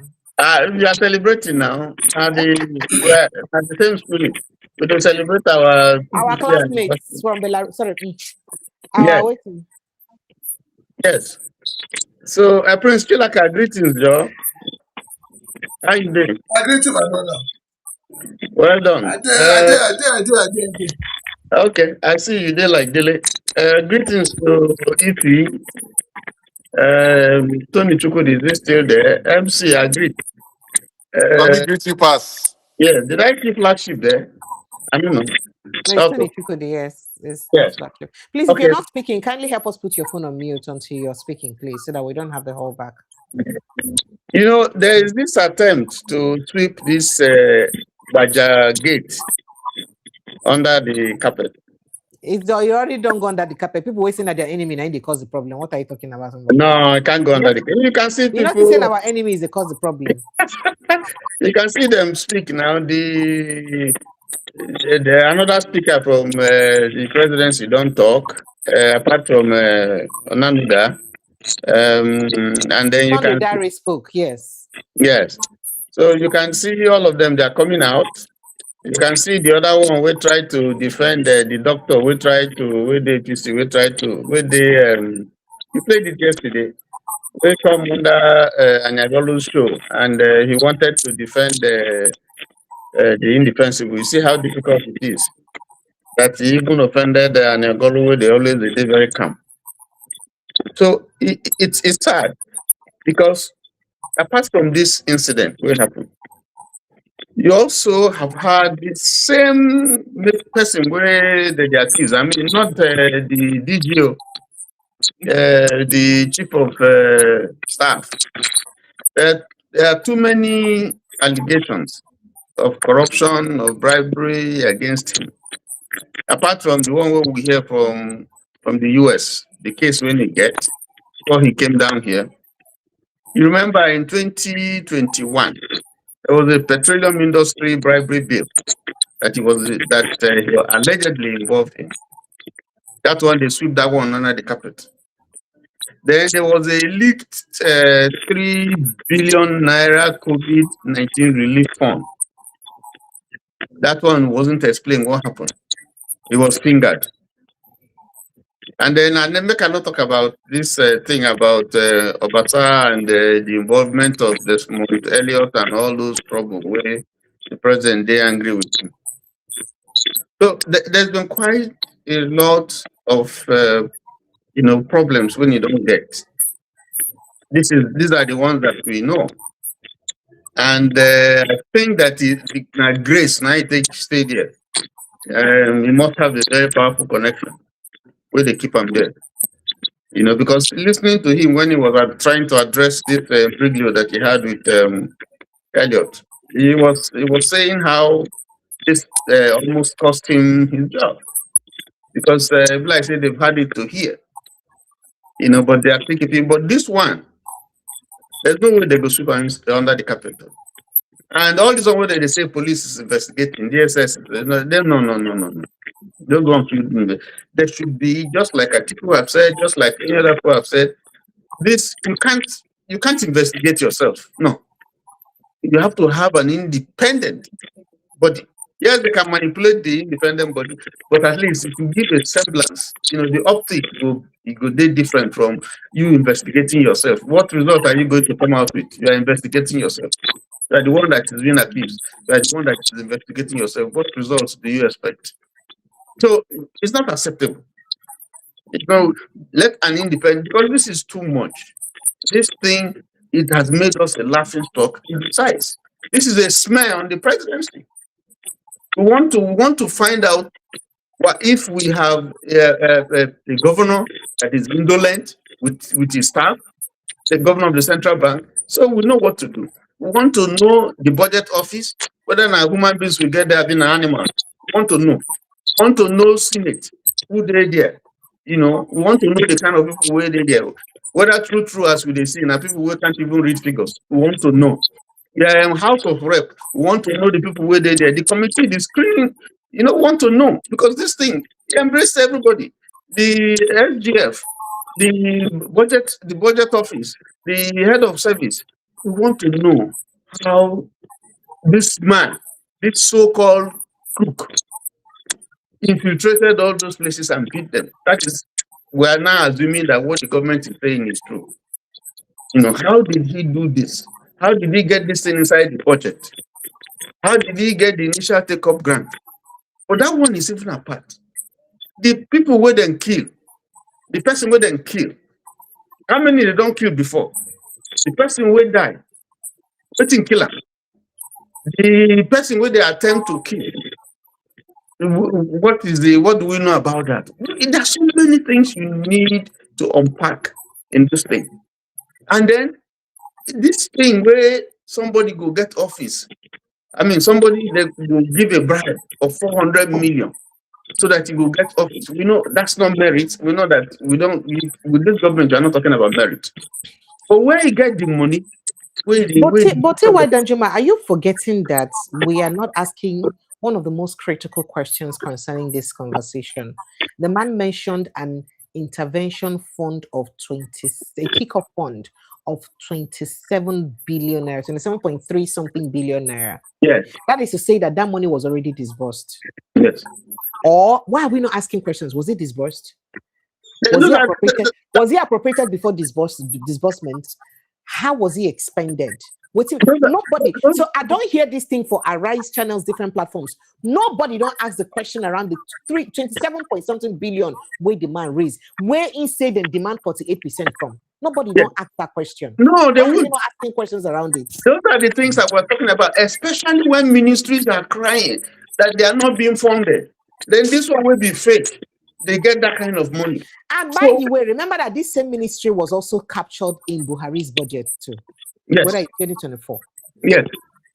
Why is all these things coming up now? If you take from the time when the man say, the whistleblower that he blew the lead, why did all these things still continue? Why did they still put that name, this thing in the 2026 budget, and then appropriated this thing for that fake, so-called fake this thing when they exist, not even fake when they exist. That, and we now know that it exists, that it does exist. From the facts that we have, from the documentation that we have, we know it does exist. So, all right, T.Y. Danjuma, I need to release Prince Francis Chilaka. Make a quick. No, Prince Francis, Prince Chilaka, they ask. Say, make you look this thing where we tell us, because it be like I came with, they look at I don't know. Please, make you tell me. Maybe is it yes. They say monkey clever now because the trees they close. If you want to know whether clever, separate the trees. You understand? Yeah. What is happening in Nigeria is abracadabra. The more you look, the less you see. Government magic. Now they happen so.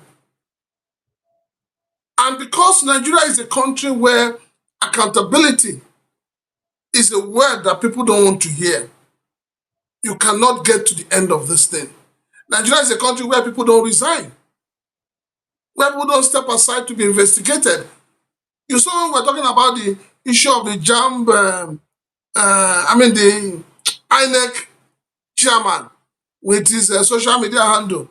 It was INEC itself that came out and said, we have investigated him. Not the police, not an independent investigator. The same organization where he was, the same organization where he sits as a chairman, investigated him. And I will be asking, what kind of verdict do you expect them to pass? But for Prince Francis Chilaka does not so as it is now. Okay, sir. Sorry, as it is now, finish so as it is now, okay, sir. The presidency is there defending Gbajabiamila. The spokesman to the president is defending Gbajabiamila. The SAs of the president are defending Gbajabiamila. Gbajabiamila himself has told us now that it is the handiwork of his enemies. So who are these enemies? And these same enemies were the same ones in 2007 that made him have a case in Florida. It's the same enemies. Nigeria is the only country where you commit a crime abroad, you go for jail term, you come back to Nigeria, you are made a king. So, Prince Francis Shelaka, the Yes, question is that, Precious. does this not speak to the docility of the opposition, which you are among? You say you're a member of an opposition party. Does this not speak to how docile you guys are? Because how is it that you just mentioned that INEC case? And I've just been asking, why have we not had any political party subpoena Twitter by now, X, to demand for the records of the opening of that account? Everybody is just quiet. Then blow on a breeze. Mokola Fana keep quiet. Who be that Baba we do on the jazz? Well, if they blow us breeze, how the breeze come not nobody touch has you. said anything? Because it is well within their rights. They are interested parties. It's well within their right to subpoena. What do they call it? X. Why are they not doing so? What you're not getting is this, whether you like it or not. Until we amend the constitution and take away the power of getting an INEC chairman from the presidency, irrespective of who is there. And that's why I've always said, until the institutions begin to work, independent of who the president is, we cannot get anything right. When you remove this same man from INEC, being an INEC chairman, the same president will appoint another person. He will obviously not appoint any other person other than his crony. It's as simple as ABCD. So until we amend our constitution, for me, it's not even an amendment, it's to scrap the two, what do you call it? The constitution, scrap it completely and replace it. Then we can have a Nigeria that all of us can beat our chests and say, yes, this country is moving forward. Good night. So good night. No, never good night, sir. Not vex, never go finish. So you mean say because of constitution one I get when they work, and waiting make opposition no fit do their own work. At least try make it be say the constitution stop you from getting what you want. So you now blame the constitution for your own ineptitude or the ineptitude of the opposition. Precious, the oppositions are doing what they're supposed to do. No, this particular INEC case, they not do rich. I just gave you an example of what they would have done, sir. Okay, sir. Between the opposition you had in 2012, 2013, leading to 2015 election, is that you had people who were aggressive. People who believe that we can burn the country. But the opposition you have today are people who are sane. And people who are thinking out of the box. I remember you said that, why is Peter Obi looking for trouble? Are you not the one that said he's looking for trouble? Yeah, and what is the trouble? What's the empirical evidence? Where is the empirical evidence? Qualifications of everybody. But that is the trouble. Precious, good night. Oh yeah, now since you insist on good night, good night, sir, no problem. Good night, sir. Thank you, and God bless you. All right. See why don't you? I don't know if I'm coming back to you again. Did he answer your question though? Well, it's a difficult question to answer, but the problem here is actually to do with our leadership recruitment process. If you look at a lot of the people where they lead us today, and you want to do a thorough investigation or check on aspects of their life, because usually that is how it is done. Here where I did, they will check you out, your school, the records are there. They will check your school, check your life, check your everything about yourself. Now, if you check some of our leaders today, look at their past, places where they waiting, where they don't do, and so on and so forth. You'll be amazed the thing where you define. Whether it's a governor, whether it's a speaker, whether it's a senator, a lot of them, if you do a thorough check, and yet ingrained in the system, is a process where people are screened. And how can you screen? Somebody has a case, say he steal money, running into millions, sending, pays school fees for his children. Okay, and he's being investigated. Yes, I agree that you are innocent until presumed guilty by a court of competent jurisdiction. But you in developed climes like where we are, if you have that kind of issue with you, you step aside. Particularly when the case is in court or when you're under investigation. Most people step aside. If you know, do even pressure, public opinion will make you step aside. And I think that's the proper thing to do. You step aside, because if you still stay within the system, there's a likelihood that you are going to use your influence and your connections to influence, whatever, to influence justice, and tilt it to a particular direction. So we have a system where these systems are there, but they're not working. And we have come to live with it. If you have a governor, for instance, that had a case in America, is a governor, nobody talks about it. And we know.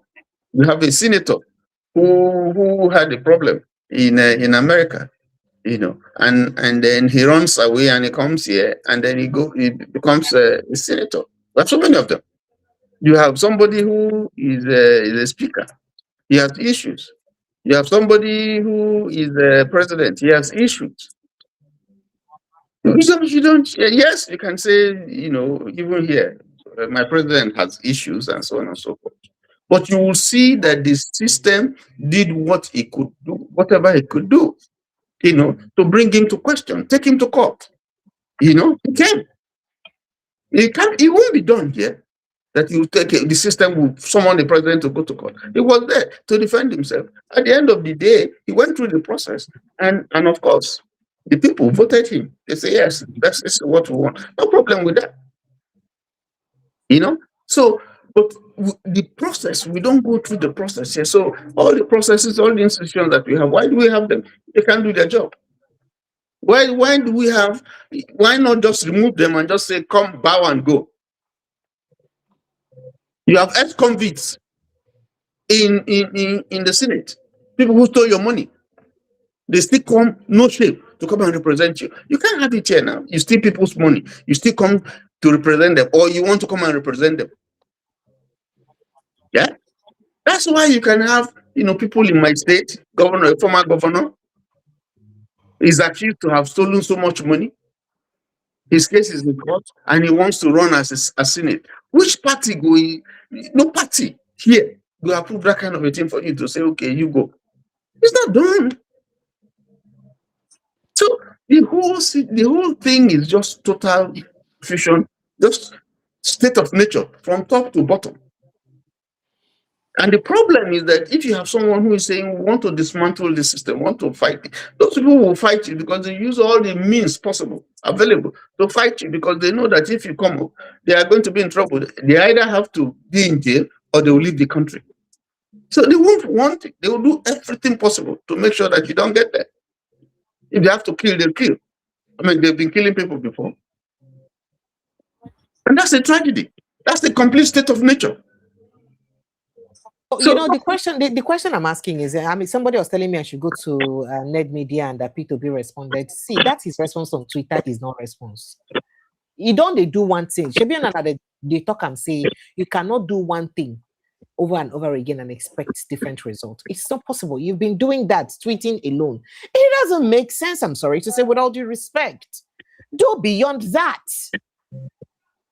On the issue, I'm coming, sir. On the issue of this INEC chairman issue, it is a good ground for you to write to X.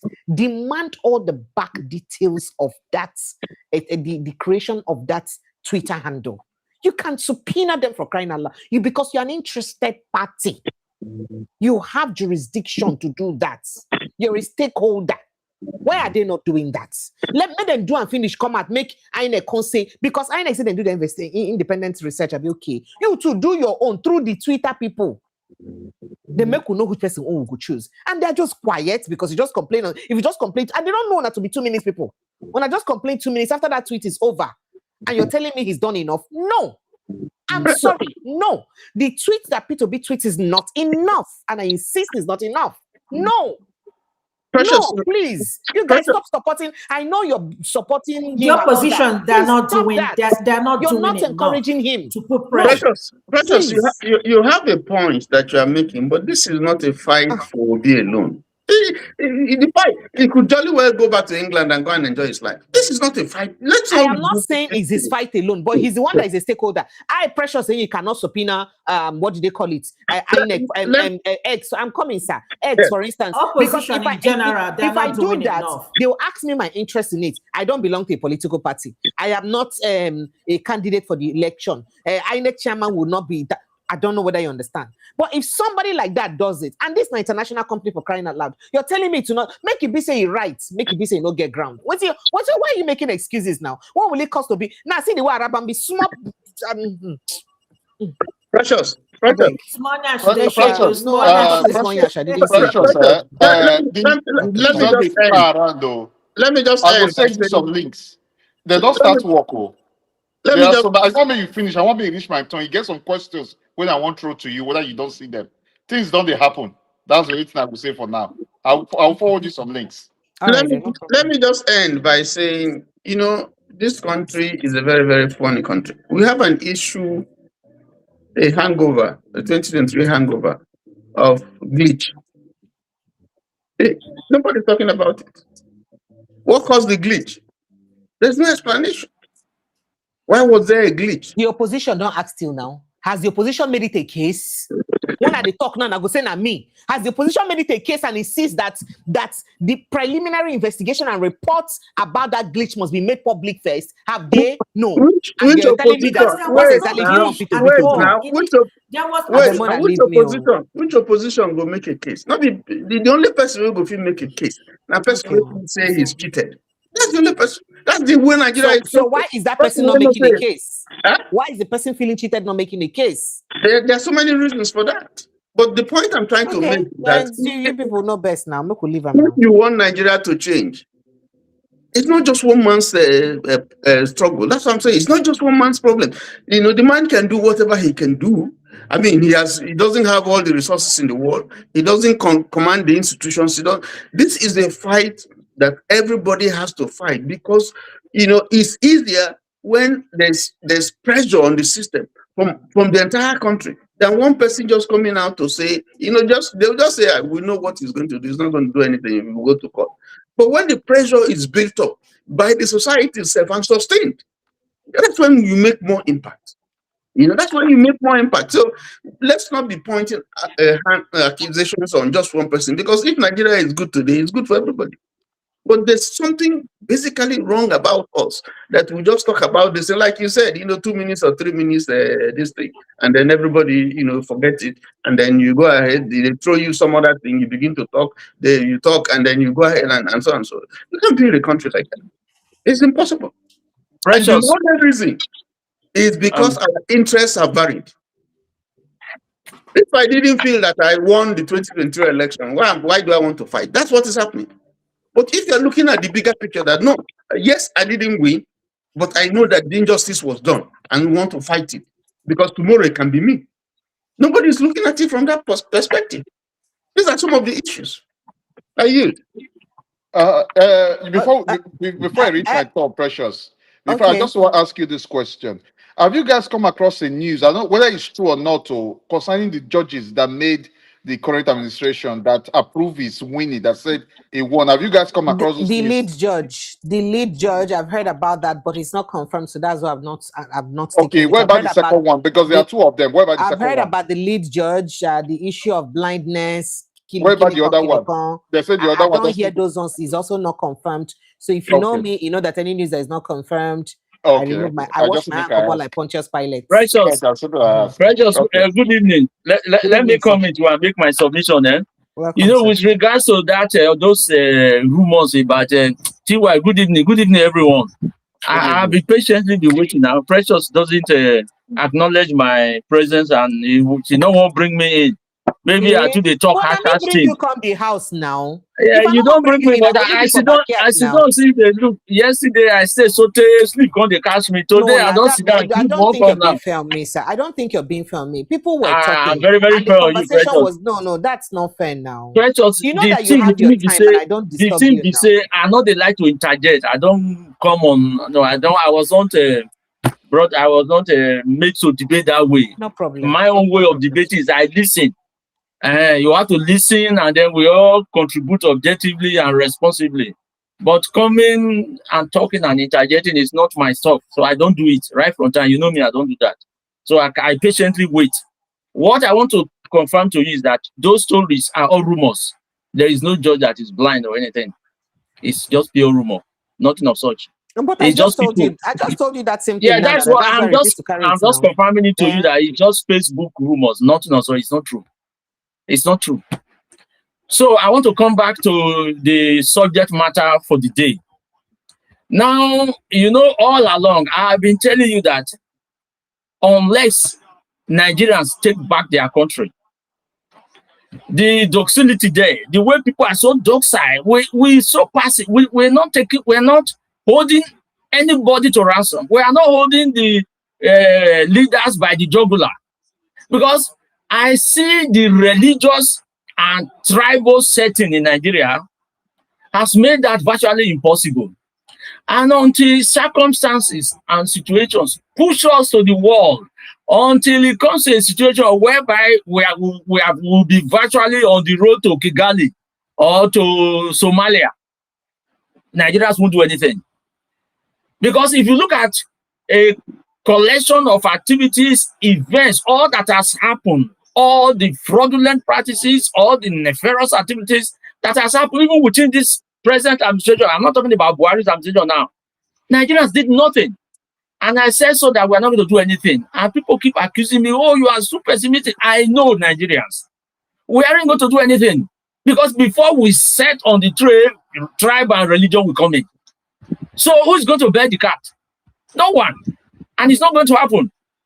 And I keep saying, and I come back to my word again, not until Nigerians in thousands will come to the streets. Look at what happened in South Africa. Look at the way these people just flooded the streets like that. And you think the authorities are not aware of what is happening. They are aware.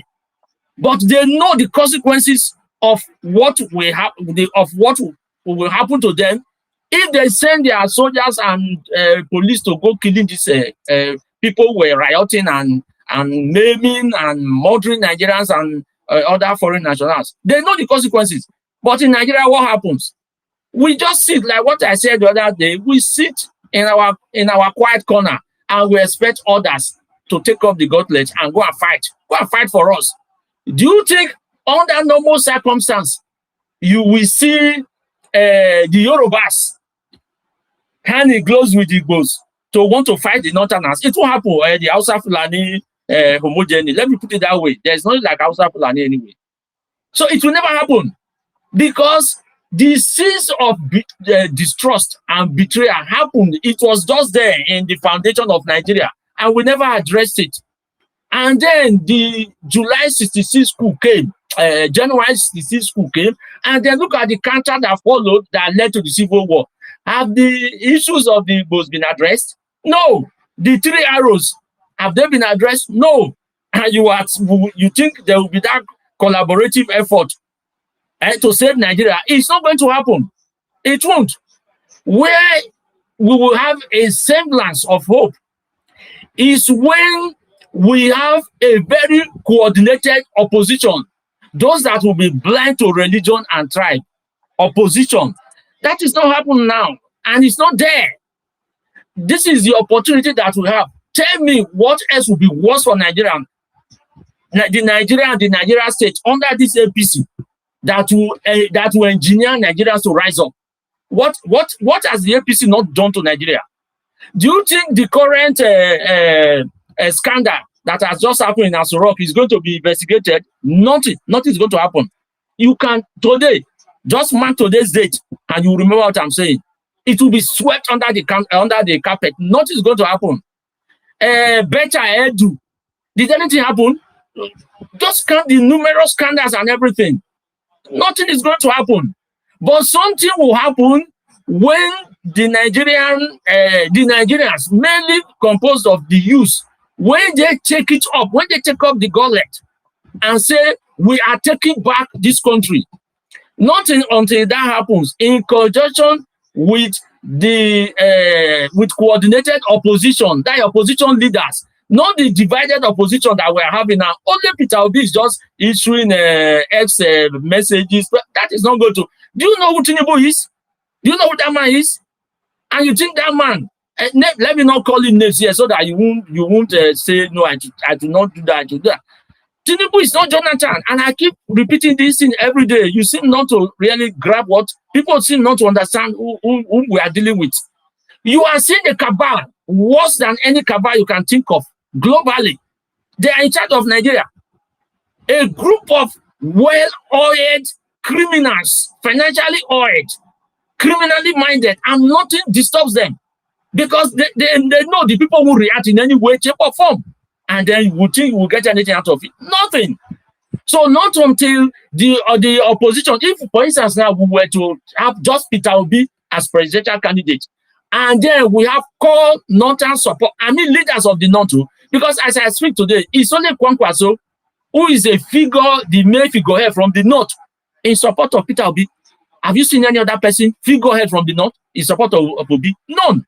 None. It's only these Twitter people, these social media. There are. Have you ever seen the northern elements, the real core northern people, just sit together? Even before El Rufai fell out with Tinubu, didn't you hear what he was saying about Peter Obi? Have you ever seen them? If they had come up now and say, look, somebody like Tinubu is not the person that you are going to push around. The man was nowhere. He was not holding any kind of tangible office when he waded his way all through, despite even Buhari's opposition. The core north are not doing that. If, for instance, the core north were to address a press conference and you see who is who among them, really backing somebody like Peter Obi and saying, you look, we back you. And then with the real core support that Peter Obi has in the south, Tinubu will be history. But it's not going to happen. That has not happened. So where do we go? So not until we vow to take back our country, we are just wasting, we are just building castles in the air. It's not going to happen. Tinubu will be elected in 2027. Not that he's going to be elected. Tinubu will write results and be there. He will be sworn in and nothing will happen. Nigerians again will start lamenting and praying for another 4 years. So that is all I have to say. And then we are look at the constitution. What is there in the constitution to justify any sort of power that somebody will have over Tinubu? Tinubu called the shots. Now he has all his men everywhere. His tentacles spread everywhere. And you think you just go, only Peter Obi's tweeting will take him out? We are jokers and we are just joking. And I keep saying it. If you like, hate me. If you like what I say. But I'm just telling you the gospel truth. Nothing more than that. You are right. No, nobody hates you, bro. You are absolutely right. Thank you, Precious. That is all I have to say. Thank you, my sister. Yeah. Thank you. 2027, Tinubu will still regain power. All right. So hello. Go ahead. Sorry about that, Ife. Is Precious? Good evening, Chiwadan Juman. Good evening. Good morning, everybody on the panel. Good evening. Good morning, and Mr. Edwin. I will go straight to let you know. 2023 is different from 2027. By the grace of God, Tinubu is not coming back as a president. He's a one-time president. Have that at the back of your mind. I just want you to keep that. Okay. Have that at the back of your mind. He's an OTP, a one-time president. He's not coming back to that position anymore.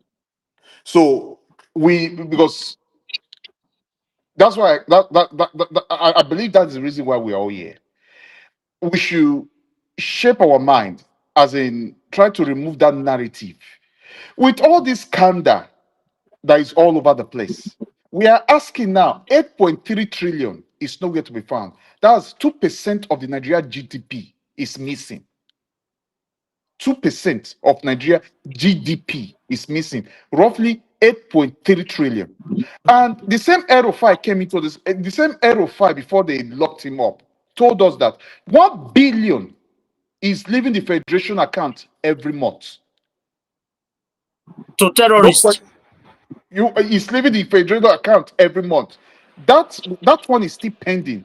That has not. They've no. There is no reply to that one now. That one is still pending on ground. Look at this 8.3 trillion gain. It's pending on ground as well. Then look at the same gatekeeper. That one as well is pending as well. So you could see, look, since he came into power, since he took over that position, there is no budget for Nigeria at the moment. No budget. There is no budget. That country automatically, the country is on autopilot. Nobody knows who is in charge. So we should start asking ourselves a question. So that's why I'll tell you that all these things you see, you see now is a sign. It's a sign already, because the opposition you're talking about will not come and start telling you their plans. They will not, because they do not want to make the mistake of 2023. 2023, we all know who won the election. That was just a correlation. They just say, okay, they according to, they stopped the election and they did what they do, then they said, okay, you go there. But even he himself has stepped on toes, has even betrayed the people that brought him in there, that gave him that power. So because that's why, because we just need to shape our mind, and and again, what they've done to Nigerians, you could see even the Nigerians are even coming out now to speak up. I don't know if you know what hunger is. Hunger. That hunger now is even the one now uniting the Nigeria to that extent, because hunger has no tribe. Hunger no get tribe. Hunger don't know where you come from. So that is why I will still continue to maintain. So if we are able, because if you, okay, let me put it in this way now. If you see these people, this elite, the people in charge and everything, their main weapon, their weapon is to divide Nigeria, divide and rule. And what did they use? Ethnicity. They sold that ethnic into Nigeria to the extent Nigeria do not know themselves anymore. This one, before you say Omo Yoruba, this one Omo Igbo, this, you see them different things. But meanwhile, Nigeria, they were supposed to unite Nigeria to make sure that they eliminate that division among the Nigerians. But no, because it's a weapon for them, so they continue to use it. So that is the reason why the individuals themselves must first of all work towards that, eliminating that hatred. And how do we do this? By education. By educating ourselves, by re-engineering our minds. So a lot of things, because a lot of works needs to be done. You see, I will continue to maintain it. The guy is not coming back. He's not going to come back. It's not good, because a lot of things is on ground already. So opposition might not bring out their secret, might not tell you that this is what we are planning. So that's what I will add for that. I hear the mic. That's what I will say for now. All right. Thank you so much, H. T.Y. Danjuma, please go ahead. Did I say T.Y. Danjuma? The flagship just joined us. Sorry, the flagship. Go ahead. Mr. Edwin, he said you're done. Can I let you go so that I can accommodate? Yeah, yes, please. Thank you very much, Precious. Good night, eh? All right. Good night, everyone. Thank you so much. I appreciate it, sir. Good night. All right, so go ahead. The flagship. Thank you, sir. Yeah. Good evening, sir. Right. I'll pass on to the next person. Please give me a few minutes, please. Okay, so T.Y. Danjuma, go ahead. If you have something okay, to say. Can you hear me? Yes, I can. Very well. Crystal, go ahead, sir. Yeah. I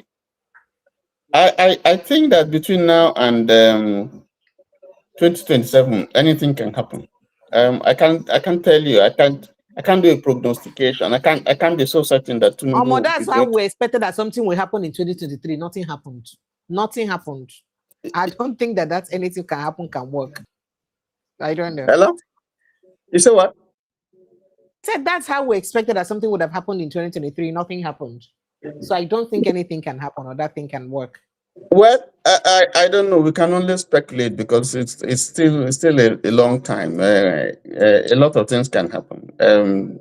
You are not God. There could be an act of God. INEC could come up with some stunts. The opposition might just suddenly discover their rhythm. But the truth is that if you look at the way the country is, APC needs a lot of work to do because their record doesn't speak well this past 3 years. And But we know election that. is not about records. We know that, right? No, the election is about records. Election is about records. In Nigeria. That's a different point. You're in the United States, sir. Election is about records. You want to come to the people and market yourself. That is what it's supposed to be. That's what it is in Nigeria. People come to market themselves. You can come there and sell cassava garia and what. You can come there and do bala blue and so on. Some other person can come there and tell you what he wants to do. So it's up to Nigerians to decide. Now, what happens is that in a situation where, it's not a question of doing comparison. Now, Nigeria is peculiar, for so many reasons. God has given Nigeria everything that it needs to determine its destiny. A country that has over 60% youthful population. And this is the constituency that is worst hit by what is happening today. So they have the power to decide, where the pendulum swings. Now, the problem that we have is that the institutions that are supposed, look at when Trump tried to tinker with the 2020, right? Is it 2020? Yes, election in US. He did everything, manipulated. The court said no. His party members said no. You can't do that. The institution stood and said no. So the institution is bigger than the country. But here individuals are bigger than the country. And that's what we have to interrogate. That's what we have to dismantle. That no single individual can put himself as a king, bigger than the constitution, bigger than the country. That's the problem. People don't want to pay the price. If I am a senator and I vote against whoever, and I stand up and I say no, then they look for a way to impeach me or look for a way to do me harm, so that and then people fear because they don't have any job to do. If they lose that thing, they don't have any other job to do. That's the problem. So we must begin to, first of all, maybe look at the Senate and make sure that it's just a part-time thing. It won't be a retirement home for people. It won't be a place where you can steal money. You make it unattractive in terms of remuneration. People will not go there. Maybe you make the local government attractive more than being a senator, more than being a member of House of Representatives. You make the state or this, people would, you see that they'll move back, they'll go back to the state and local government, which is where we really need development. So people see, if someone has to pay 400 million for a position, what's the intention? To work? No, it's because it's business. I'm trading in 400 million, and I know that I will reap more than that if I stay there. That's the thinking. So you will have to address those things because those are the things that pose the challenge to the institutions that we have.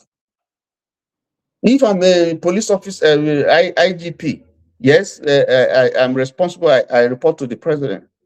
But can I tell the president the plain truth to say, Mr. President, I'm the IGP, I'm trained, I know this thing. This way we're going is not good. I can't say it because I'm afraid to lose my job. If I have to lose my...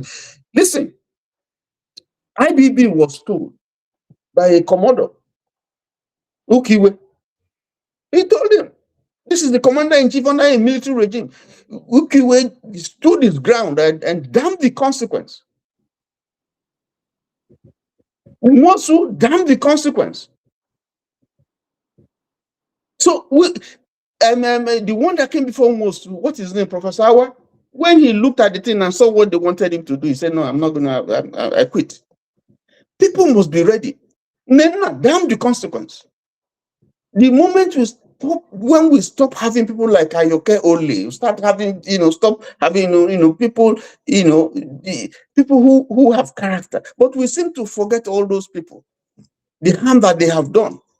We don't sing it out. We don't nail them to the wall to say, this is what this person did. We don't. So we just talk about it for 1 or 2 months or 3 months, and then at best, and then we move on. And so the people know that, like a dog, when you throw the dog that's supposed to be guiding you, give the dog some food, it begins to eat it. It becomes your friend, and you can go in and steal what you want to steal. That's who we are. If you have people, the moment you begin to have people, and it's only the youth that can do it. That's why we're even seeing a measure of change. We have never seen in the history of Nigeria, in the history of Nigerian politics, and this is true, if you like, you can challenge it, an organic following where people across board will come and support one individual. And you give them money, they say no. It has only happened, in this dispensation. And that's Peter Obi. People from different, whether Yoruba, Igbo, Hausa, whatever, they will tell you, you give them money, they say no. That's the culture that is changing. That is how it should be. Not following him because he's Igbo, not following him because he's a Catholic, not following him because, but following him because there's something you identify that you think is going to advance the cause of the nation. And on that, you don't compromise. Until we get to that point. And, do away with this thing is from my place. Whatever it does is right, unless it's from so long as it's from my place. Unless we begin to, we destroy that thing. Until we do that, then it will not matter who is the president, whether it comes from all these things, is my turn, is not my turn, zoning or zoning, it will not matter. When you have someone when I know that if he's there, everybody is going to benefit. If he's going to stay there for 100 years, let him stay. So long as the nation is going to move forward. We haven't gotten there. But it's the only youth. If we're looking at the parties won't do that because they are same of the same and they have specific interests. Their interest is self. Not promotion of an ideology because they don't have an ideology. So within the parties, you have individuals who are ready to say this is the path we want to chart. And they're few and they don't have the resources. They're fighting a terrible fight against the system because these people would never. They will not give up. But the youths in their majority can come up and say, this is our future. If we want a future, we have played our part. We've messed up the country. We enjoy more than they are. That's why they remove history, because if they know the things that they are losing, those of us who went to school, the time we went to school, the benefits that we derived from this same system, and it was not its best, because people who came before us had, were living, you just become a student and you're living big.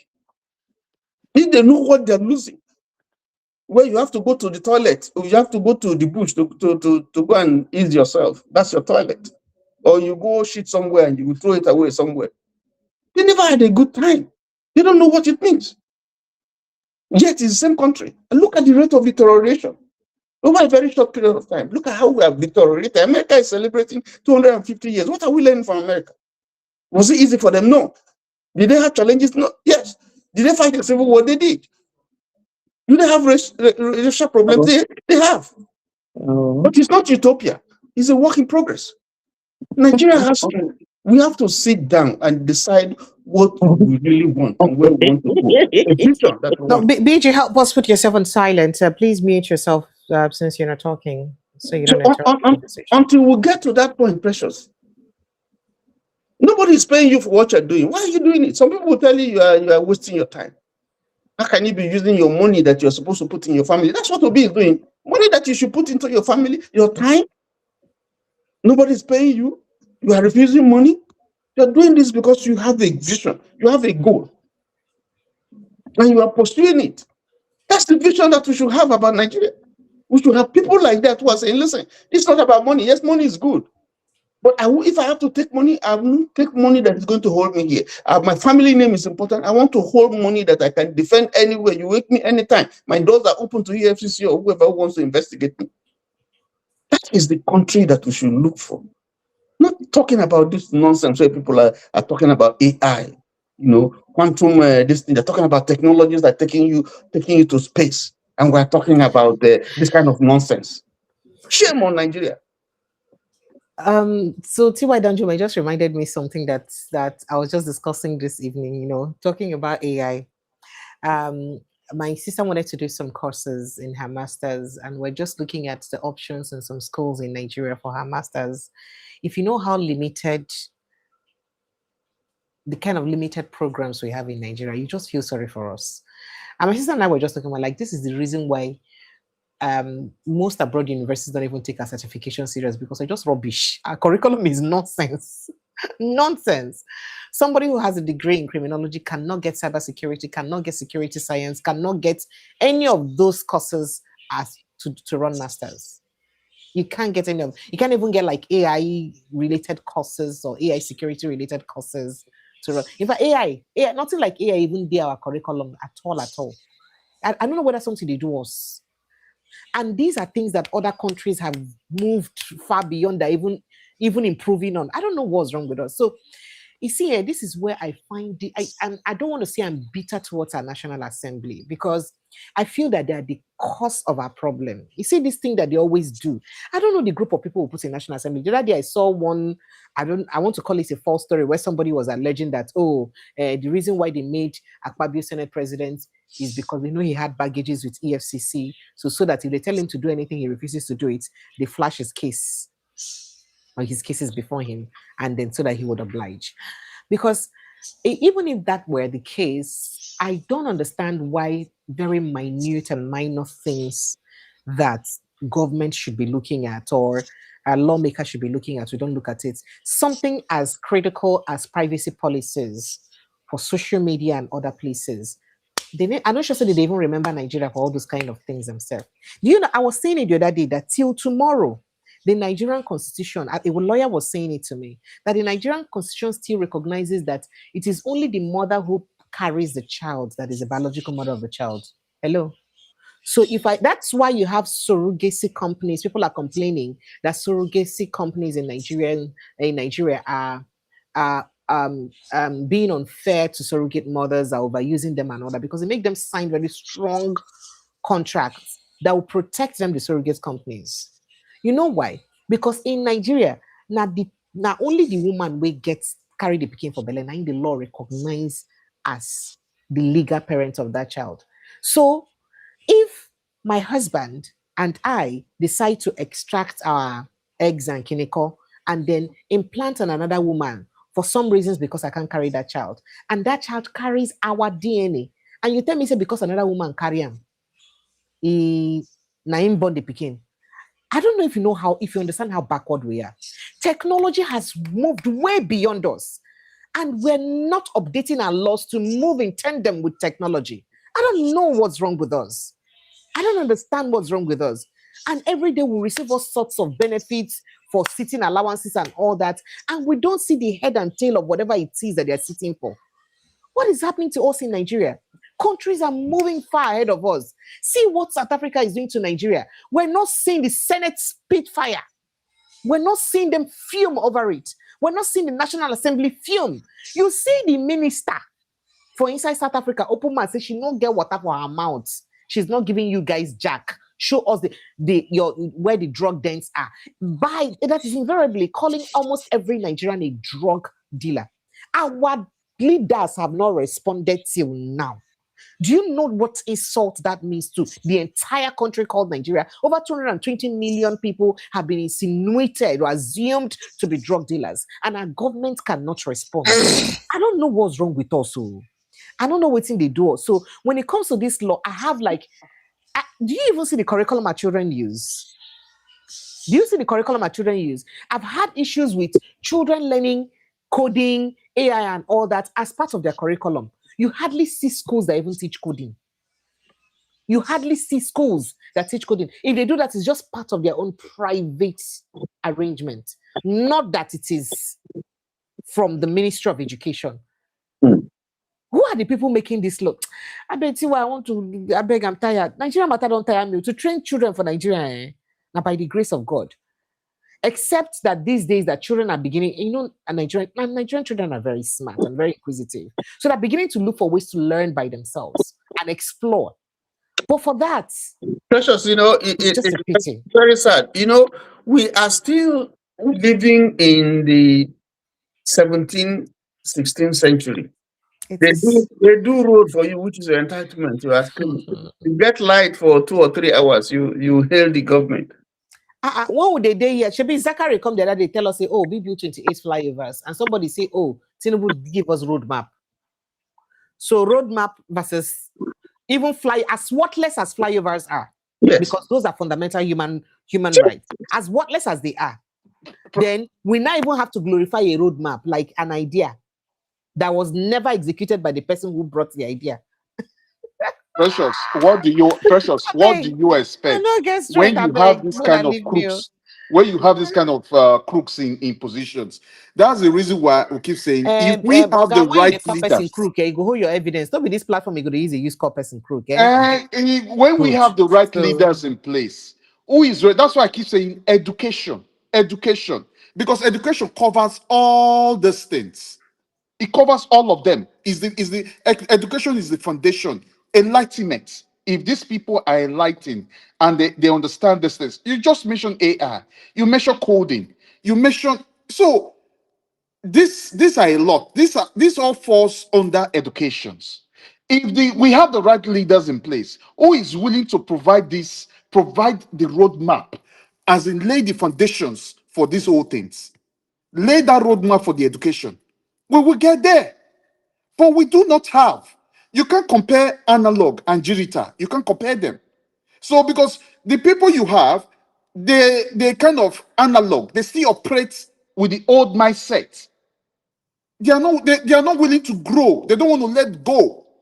They don't want to let go of those old ideas, which has never worked for anybody. So you could see others. Why you see the rest of the world are involving every day, educating people every day, bringing their people out of poverty. But it's like Nigeria. It seems that they want to match you. They don't want other people to grow. They want those ones that are already on top want to stay there. They don't want to pass that knowledge down to the people coming up. So what do you expect? So you do not have leaders at the moment. So that is the reason why. And how do we get these things? And we all have to come together. That's why I will continue to preach that unity. Because if you see the energy some people put in this hatred of a thing, divide the country, everybody go their separate way. If you put that same energy in building unity, coming together, things will work well. We will get the right people in place. That same energy, that same stuff we push on this, divide the country. Everybody go their separate way. This, that. Let's put that energy in building unity, in coming together, so that we are able to put the right people who we can vet, who we know where they come from. We know everything about them. And their public profile will be, every Nigerian will have access to it. The ones where you get their public profile before, waiting come about them. You don't know Buhari public profile, Jonathan public profile, all of them. The ones where you know their public profile, Precious. Where lead you to. You know, I first tell you this thing last time. I say, if you see from Obasanjo to Jonathan regime, Nigeria was growing. Nigeria don't they grow. That's not saying the things never still there okay. But Nigeria don't. But from the end of that Jonathan regime till now, at least you're not going to use these ones now compare Jonathan regime. You're not going to use and compare Obasanjo regime now. There's a massive difference. So after the last administration with this one take over, I think you see the decline. It's like nosedive. Everything just they collapse, they go down once.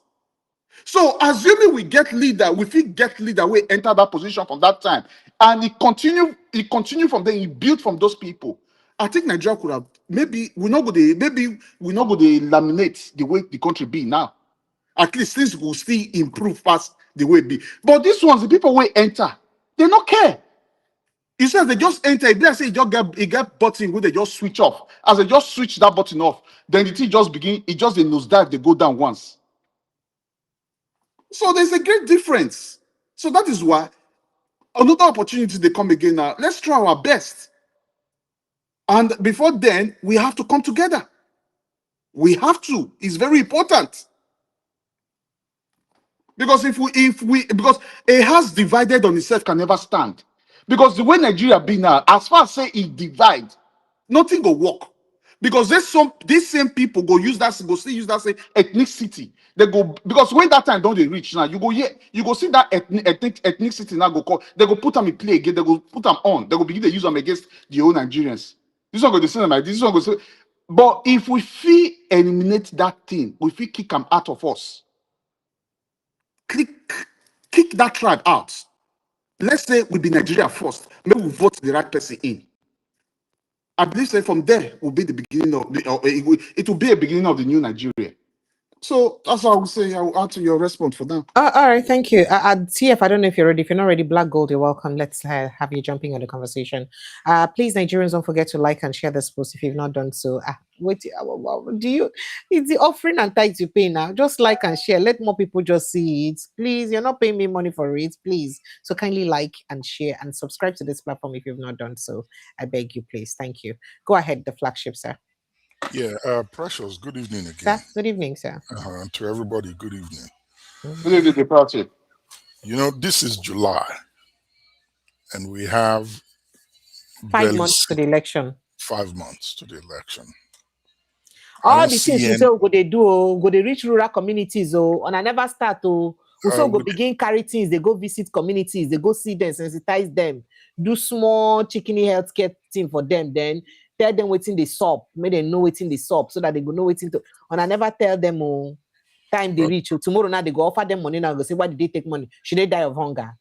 Well, okay. Precious, would they do okay, sir. They go on for in the capacity that we they carry them out for home.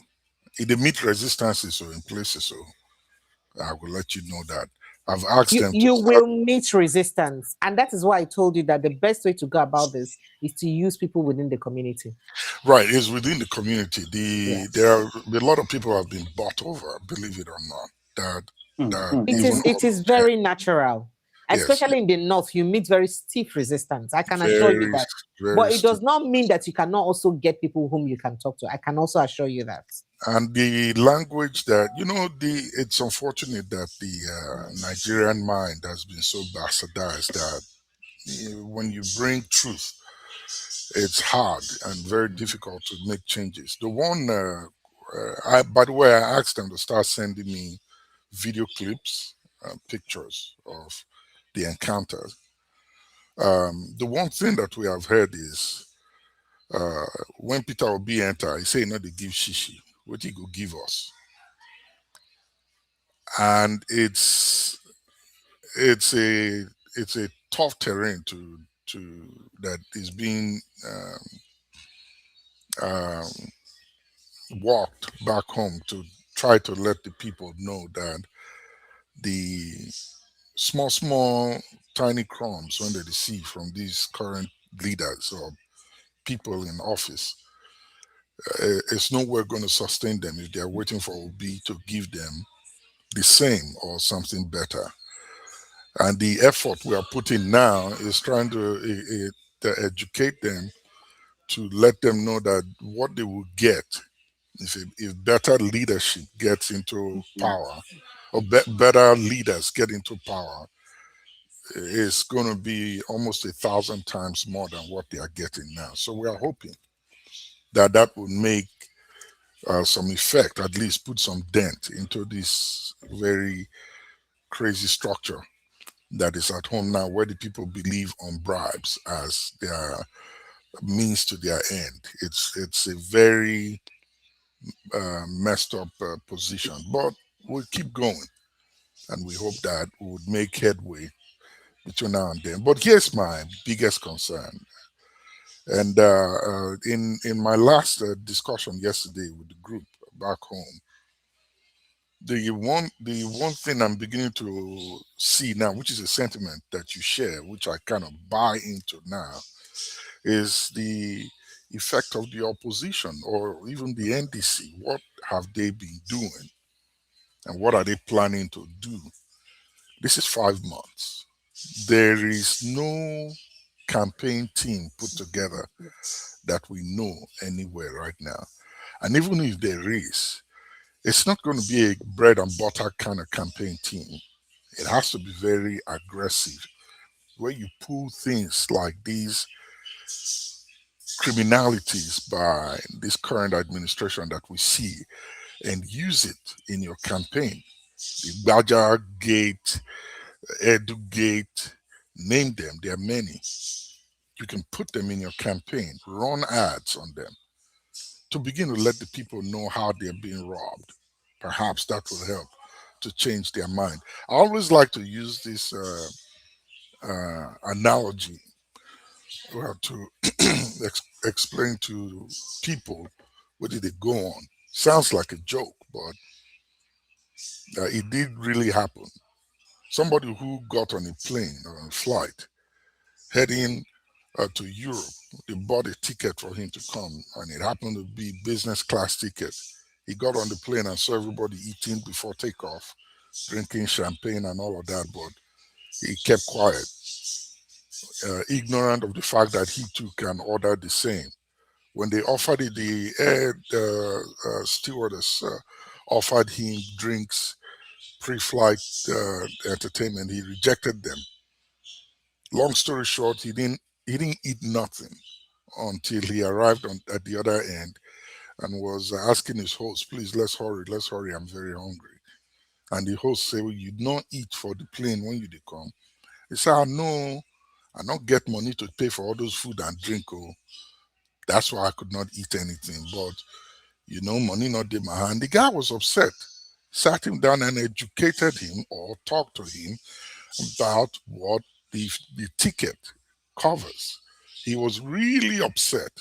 On his way back to Nigeria, he said when he sat down on the plane, he started ordering everything they had before the other passengers got on the plane. He ate very well, drank all the champagnes he could drink throughout that flight until he got back home.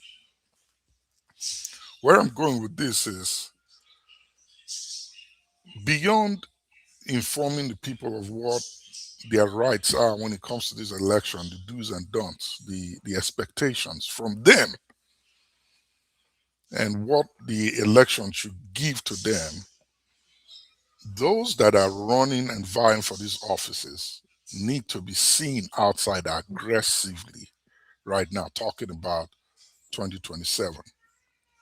But they seem not to be doing that. And a common tactic that the incumbent is using now, for some strange reason, is still catching the attention of the oppositions, whoever they are, most especially NDC, who's the focus of the incumbent to try to crack down. They throw all these little tiny hurdles in their ways, and they tend to pay attention to them. Is it not today that I read about what's his name, the former guy from Labour Party that is asking Obi to pay 50 million or billion, write a letter of apology for some defamatory comments he made years ago.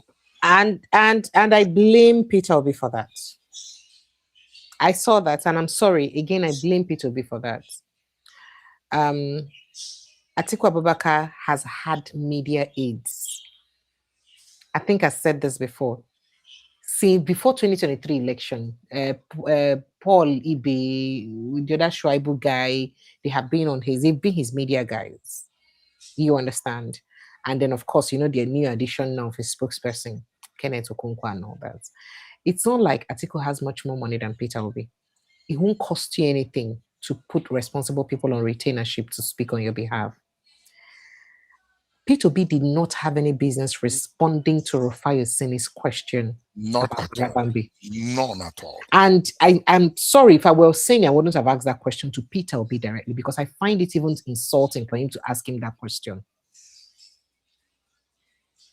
And he didn't have any reason to be the one to respond to that question. I mean, see the way the same person has disparaged Aisha Yusufu. Even Aisha never sit down and talk about them for a podcast. Why Peter Obi will give listening ear? So in no saying big. Anybody who's close to Peter Obi, please show him, cut out excerpt of this and tell him he's bigger than what he's doing. Maybe he doesn't understand that he's not a local government chairman contestant. He's a presidential candidate, and he has to carry himself as one and treat himself as one. I've said this a million times as a media strategist and a media consultant, and I'll say it over and over again. He's not carrying himself in the right way. Please. He didn't have any business to talk about people who are not within the same bracket with him. How many interviews have Atiku had? How many interviews has Peter Obi had? I'm not saying that they are right not to speak to the people that they wish to elect them the way Peter Obi should be, or speak to them. Why he speaks to them, but he gets level, he gets class where you go give yourself. You get class where you go give it. You get some questions where you go talk, say, I'm sorry, I can't attend to that now. You get that you go even rubbish the talk, self, the person self go shame. Exactly. He didn't have any business to. So he puts himself for that level where they bring that insult for him. Exactly. And I hope he knows how to handle it. I'm sorry, but I rest my case. Go ahead. That's why I say that this gentleman politics that Peter Obi is playing will not cut this thing for him at all. This my senior brother politics that, and you're right, he's bigger than what he's presenting himself as. Peter Obi needs to know that this is a fight that could result to anything. I don't understand. Do you know that Atiku is fighting this fight like it were his last day? His last fight.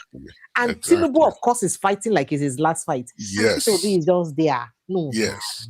It will not do it. It will, and again, no. It will be a waste of time, resources, energy if Peter Obi give the same approach he gave in 2023 to 2026. Well, in fairness to him, he's shown that he's not giving the same approach. He's talking tough gradually. I think we need more than that, a little bit more than that. Yes, we need more than that. And if anybody that is close to him is hearing this, please, humility is good. It's very nice. But in this case, I don't think he needs it now. So one thing he needs to do is refrain from this, my senior brother comments that he always makes. It demeans him. It reduces him in the eyes of these people. He's going to become the president of Nigeria tomorrow. He's presented himself as someone who can be a walkover in the face of any foreign government or people. I might be wrong. But what I'm saying in essence is Peter Obi needs to come up with a fight. This is more than what he's presenting. Wherever, and again, everything I'm saying now might just be the figment of my imagination. I really, really want to be wrong in everything that I'm saying, and I'm hoping that there is a, what do you call it, a secret card, joker card that they have to put on the table that we don't know about yet. I am really, really hopeful that they have one. But here we are. The Americans are gone. And I believe the bulk of the hope that the NDC had or the opposition had is that the Americans are in town. Maybe some way, somehow, their presence might shape the narrative or the action come 2027. But they are gone. I remember I was asking Dr. Katz, and he's so bent on the Americans being around. And that really concerns me. You know, when he relied so much on the presence of the Americans that they were going to do something or help here and there, whatever it is that the hope was. But they are gone. And this is a big, bold statement they have told us. The reason I believe they left is because they came to take care of that stuff in Bornu that they needed to. It's been achieved. They have gone back home. And what that tells us from themselves in an unspoken word is that your internal problem, you should go deal with it. That's not their cup of tea. They don't get involved in that because it really doesn't help them. Those are little tiny weeds for them to pull. It's up to us to do it. So the big question now to the NDC and those that are chieftains in it is, what's the next step?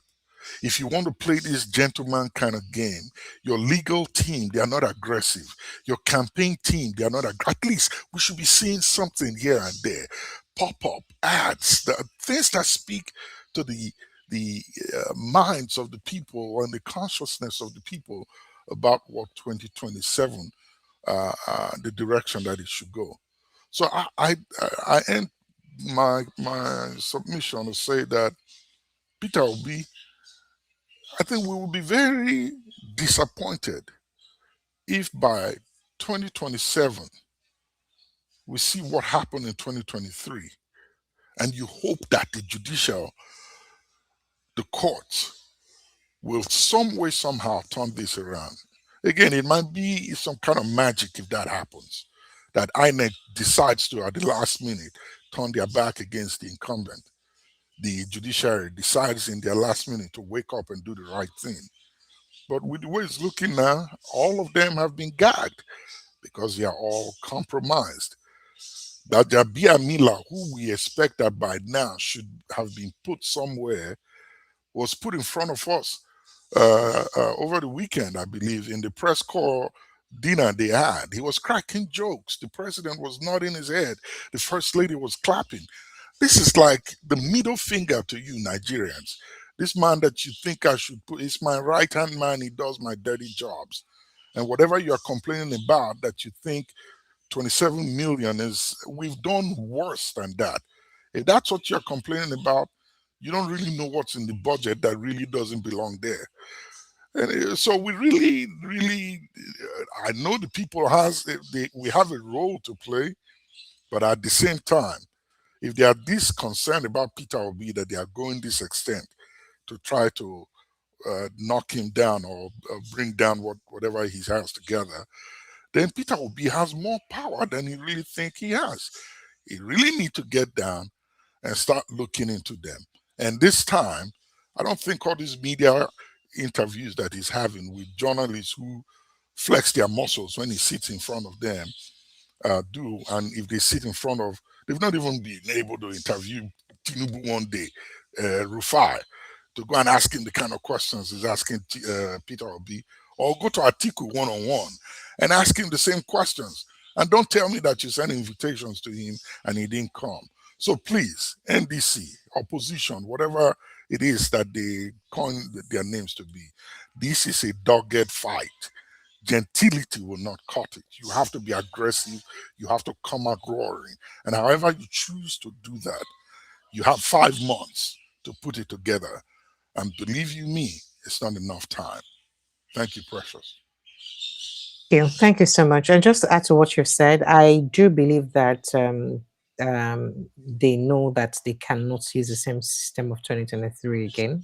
So I don't think they're working with the same template. I just want to first to believe that they perhaps decide to keep some things up their sleeves and not letting everything out because of the kind of people they know they're working with or the position they have. I just want to believe that. But beyond that, I think we need to see more physical work.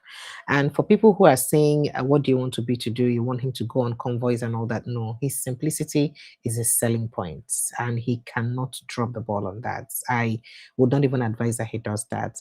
But then again, remember that when something is too commonized, it becomes people take it for granted ordinarily. Now, nobody is saying that he should be as scarce as the president, Tinubu. No. But there is a way you carry yourself. Then say, now the price tag where you put for your body, 9% go buy you.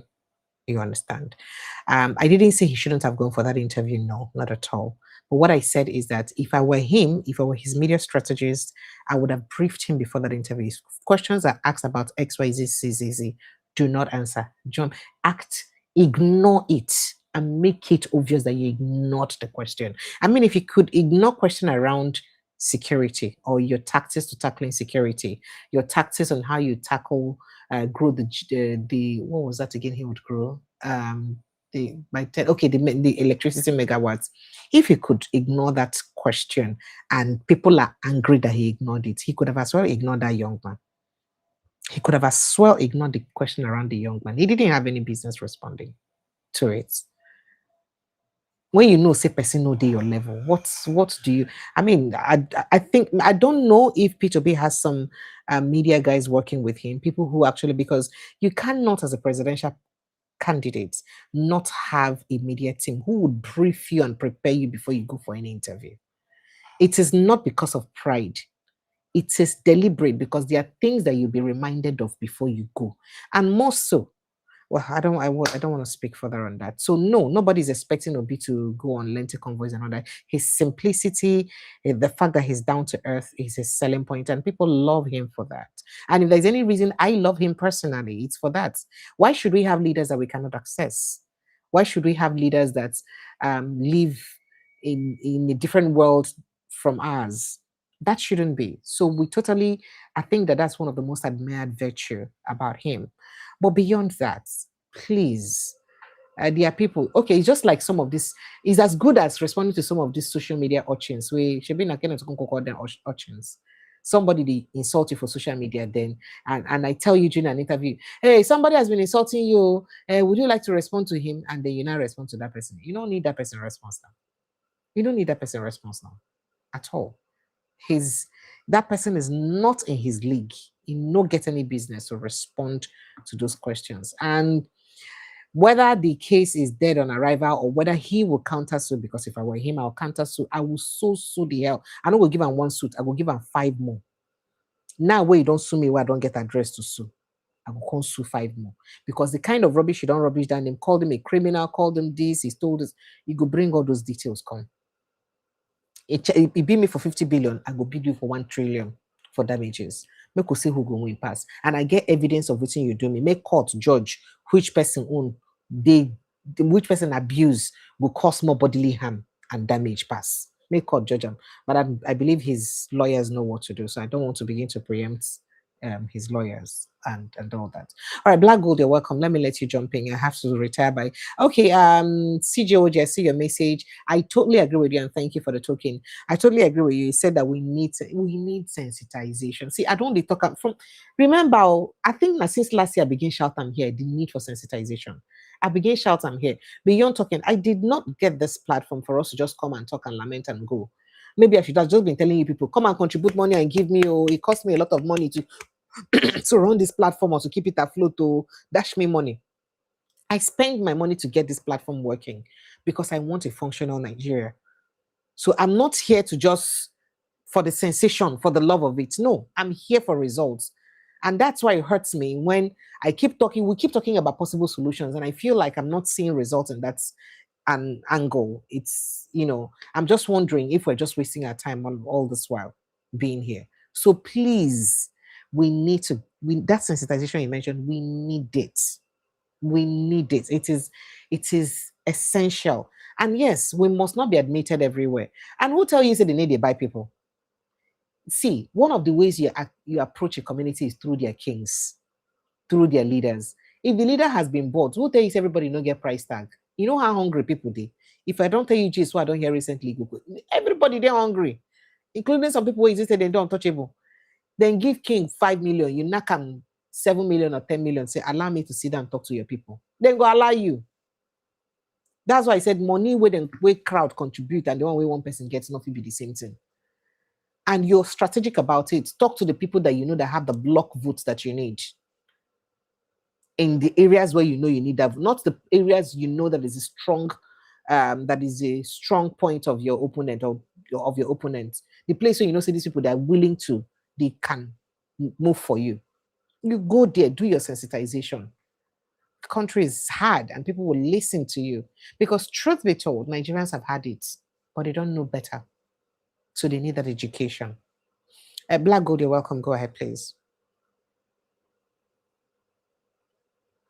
Black Gold, can you hear me? Can you help me put down your camera a bit? We can't see your face properly. You're not properly framed. I don't know. I can see your face now. It was just your chest we could see.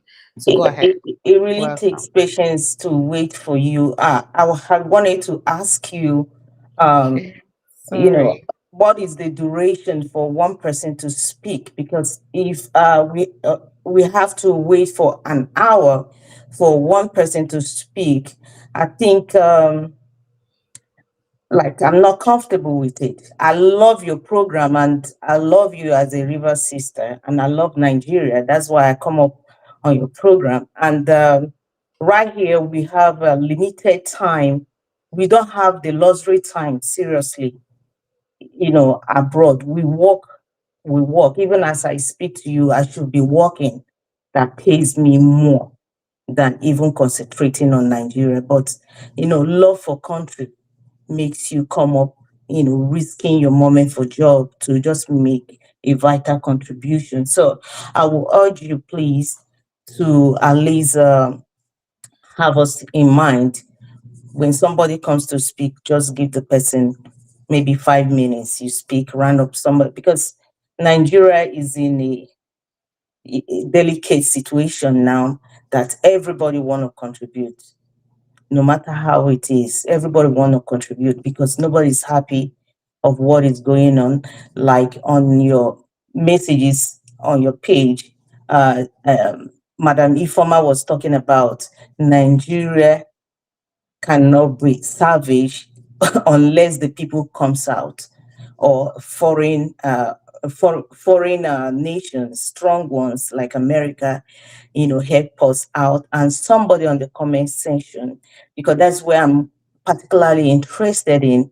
Yes, we are proud as Nigerians, but our pride is taking us nowhere. We have good plans for the country. We have everything in place trying to make sure, but you find out that Nigeria is running a cabal system that, somebody needs to be rooted out by a foreign strong nation. Somebody needs to be rooted out for all the mechanism, good ideas, wonderful ideas you all have to begin to function. Because if these people are still there, no matter what the preparation for 2027, it only takes, Nigeria will always say, oh, God will help. Okay, it only takes God's mercy for all your plans to come to pass. If not, it's going to be rigged. So my own opinion is, I love my country, quite all right. But sometimes when you can't do something, you can ask your neighbor to help you out. And that is why I said that if Nigerians want things to work out, either they troop out like South Africans chasing all the foreigners, though in a negative way. But this one, we're not chasing foreigners. We are chasing the bad people by trying to, like a revolution to make sure that these people live. We troop out in masses, not the people like Shawari, who is a politician and you don't know what his belief is. He's neither here or there.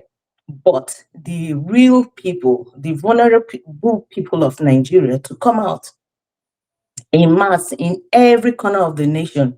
If they can't do that, if they are afraid, then we need foreigners. We need foreign power to help us. And who is that foreign power? Is America. If they can take out the bad egg for us, just like they did in Venezuela, I think that will help us. Others will be afraid. Others will be afraid. If the Almighty can be taken out, others will be afraid because they don't know what is coming. So I pray that all your plans work out for you, and please consider us that call from the other side of the world, that we don't have all the luxury time. When we call, just bring us in. Thank you. That's my contribution. So you're done. Okay. So, and I would like to respond to what you have said. The reason I opened this, or the reason we have this platform, is for us to brainstorm, right? Yeah. And it would be very unfair of me if I prioritize people who are just joining to people who have been there before. However, there are times when there are people who just joined in, and I still let them talk first. And I take permission from people in the house and let them talk first. Maybe because they're elderly or maybe they're female. Honestly speaking, I have done that before. I have done that before. You can ask. You know why I say no? When it comes to, I could remember a time my company had to call me for a meeting. So I brought this Nigerian mentality, is that I'm too old. My daughter is 26. Do you know what the MD told me? He said, no, you don't have to address your colleague. No matter how old your child is, this is a workplace. You all are colleagues. You address your colleague as colleague. Even when you have to give that to that. That's your colleague. Is your colleague. In this workplace, there's nothing like that. So we should start putting things straight, no matter how old you are, no matter how young you are, is affecting all of us. So now, like me, I don't only read mass communication. You can go to Radio Rivers. Thank God you're from River State. I presented in Radio Rivers, 99.1 FM. So if your program is a calling, if it's a calling, then you have to have time. Then if you have a guest like T.Y. Danjuma, you know that these are your guests. But for us that are calling in, just give us 5 minutes. Everyone 5 minutes, we'll have huge contribution to make, all of us. Okay, so going back to your conversation again, and I insist on what I said, just like you're very experienced in your job, I'm also very, very experienced in my job. I started with Treasurer FM Port Harcourt, and I'm sure you know that that's also a so, and you can go find out about me there. I didn't intend to run this as a conventional radio station. It's not a conventional media house, and that is why it's only on YouTube. That's one. And second, T.Y. Danjuma is not a guest. He's a caller like you. MC is not a guest. They are all callers. I am the only presenter here today. The only person who was my guest today was Prince Francis Chilaka, and that's why I started the show with him. He analyzed until when I opened the phone lines, they just joined. They too had to make out time from their workplace. I don't know if you've even noticed. Most of the time TY joins, he joins from his place of work. I'm coming, and I'll express that because I don't like you making me feel like I've been unfair to people. Again, no. I'm coming. I'm talking about myself, not yes. people. So if for any reason you're in a hurry, I've had people who are in a hurry because they have to go back to work.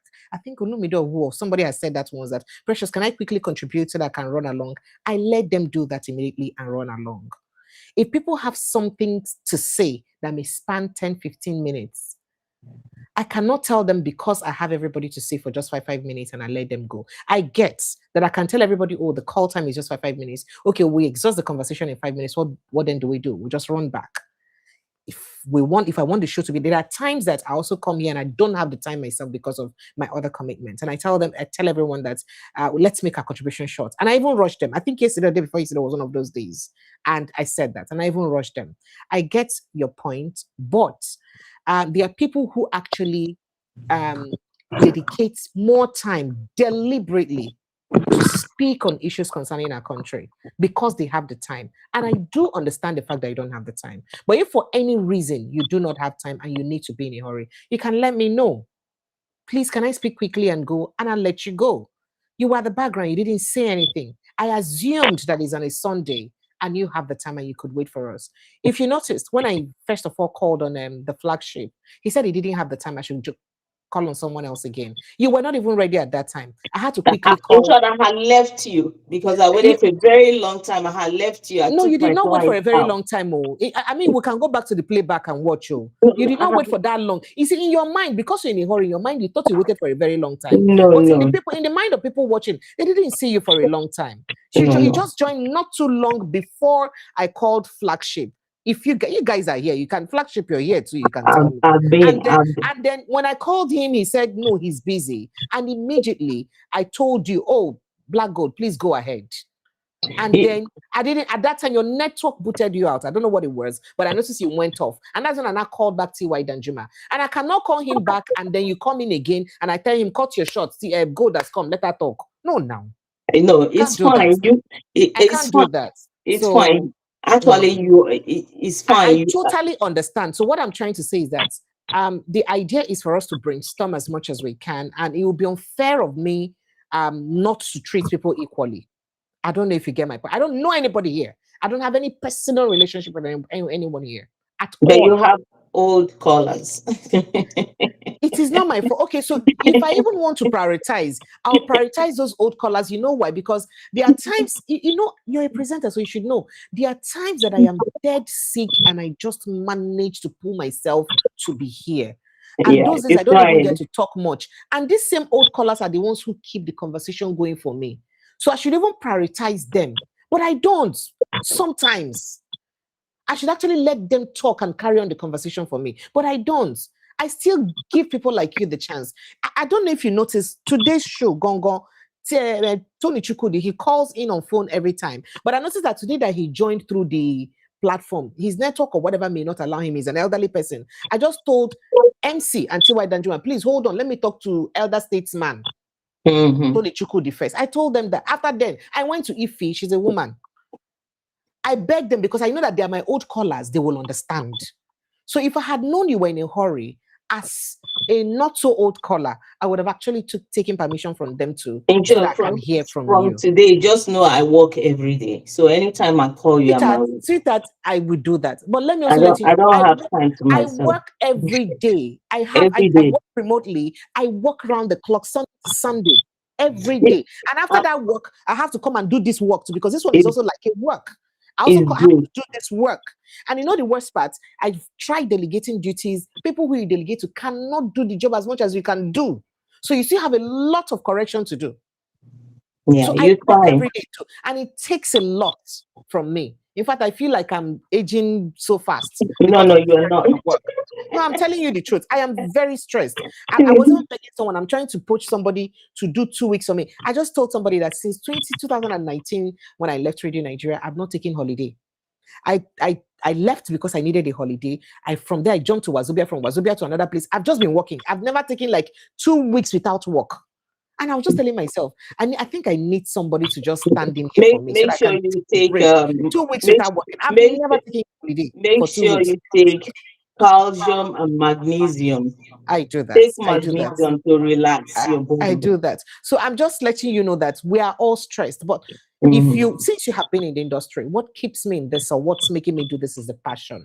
The passion when you have the passion for it. Yeah, so it's just what's keeping me. So it's not because of anything. I spend my personal resources. You know how much it costs me to keep this platform going every day. You know the cost, electricity, you know the cost, the data, you know the things where they go through. Make I no talk. You understand? So it costs me a lot, but I have to make that sacrifice to be doing this. See, my dear, you media people, in Nigeria, you should be able to set agenda. At least then be teachers for mass communication, say now we they set agenda, no be so. But when we talk about one topic today, tomorrow we need to talk about them again. When Adams Oshomole was talking about the MTN, how they've been making money from Nigerians. Do you know, it shocks me that nobody in Nigeria ever speaks about MTN, how they've been ripping Nigeria off. See, let me tell you how it functions. See me, I call you. I no go wrong, go outside, say my data don't finish, I go buy card. I've subscribed for the month. If it is 5th of July to 5th of the next month, that is it. They don't care how I use my data. You understand me? It shocks me that no Nigerian is talking about what these people are doing, because this is accruing to the poverty that is already in existence in the country. The leaders are not checking anything. The country is so porous.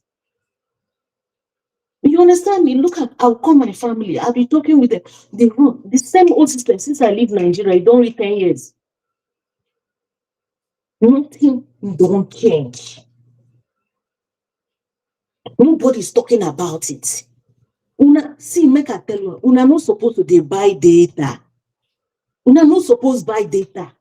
Una supposed to subscribe for the month. Waiting you use your data do, consign the communication company. If no, you can't keep paying money like that now. How will you eat? Money where you go take shop, they take and they buy data just to talk to somebody. You go they talk, you don't finish, you won't come out. Sometimes they tell you they have plan. Scam. By the time you've made how many minutes call, you will say you subscribe you subscribe for 1 month in Nigeria. You don't end within maybe how many minutes call. Now scam, you guys should be talking about what befalls you. I know talking about bad leadership is very, very important, but Nigeria's problems are just too much. That's why you just have to take the bad egg out. Let others be. The head, take him out. Let everybody have freedom. So that the other ones where they down then go they jitter because they don't know what thing will happen to them next. It's just sickening. It's sickening. For now. It's sickening. Okay. So no problem. Again, you're not being fair to me. If you watch this show every time, you see me call out inadequacies almost every day. In fact, some parts that people don't even look into, I call it out. I may not remember every day, I may not remember all of them, but I call out these inadequacies. And I do that. And then let me quickly jump in on what you said about if nobody can help us, let American government come like Venezuela. You see, I don't want to say it's a bit laughable for you to think towards that direction. The truth is that the French people did not need a foreign government before they had a French Revolution. Bread price, 9 cost, 9 ignite their anger. You understand? The America where you live, for them to conquer their nation, they decided to do it by themselves. South Africans are fighting for the life of their country by themselves. Nigerians are the only ones who will save their country. You know why? Every foreign nation that would come and help you, or that you think that would come and help you, may not be coming with every sincerity of purpose. They come to serve their own interests first. Because why would they spend money to come to your aid just like that, without anything? That their Father Christmas? No. They come with something in mind. I am not saying that nobody should come to help you. I am saying that you're okay. Listen now, in Venezuela, are you saying that America has taken over Venezuela? Who's in control of the oil of Venezuela right now? No, I'm just no. Donald Trump mentioned that himself. But wait, who is in control of your oil right now? I have not said that whatever you said or whatever you wish may not happen if you wish it. I am just telling you that things are not done that way. Nigeria is a sovereign state. I just pray you guys get it right. The same place where the same Trump has his in-law as the person advising him about Africa. Why have you guys not protested in that country to tell him? Why will you carry your in-law who has interest in Nigeria, who owns businesses in Nigeria, as the person who will give information and your advisor in Africa? You, that you're in US. Why have you not protested in US and told him that? See, I can only do that the year Nigeria will be better than America. So how do you expect Trump to have that kind of person? Then You don't understand. Come and save Nigeria. I can only do that the year Nigeria will be better than America. I agree. Then you challenge people that you are better off than. No, you don't get my point. My point is that if Trump can strategically have his in-law be his special advisor in Africa, what do you think his in-law will be advising him about Nigeria? Somebody who has close ties and close relationship with the same president that you're talking about. What do you think you'll be advising him about the country?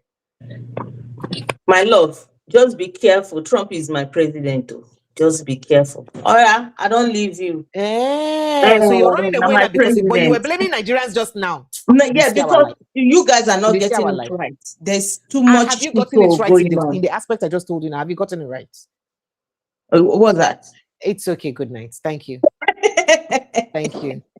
How are you? Good night. Take care. Okay.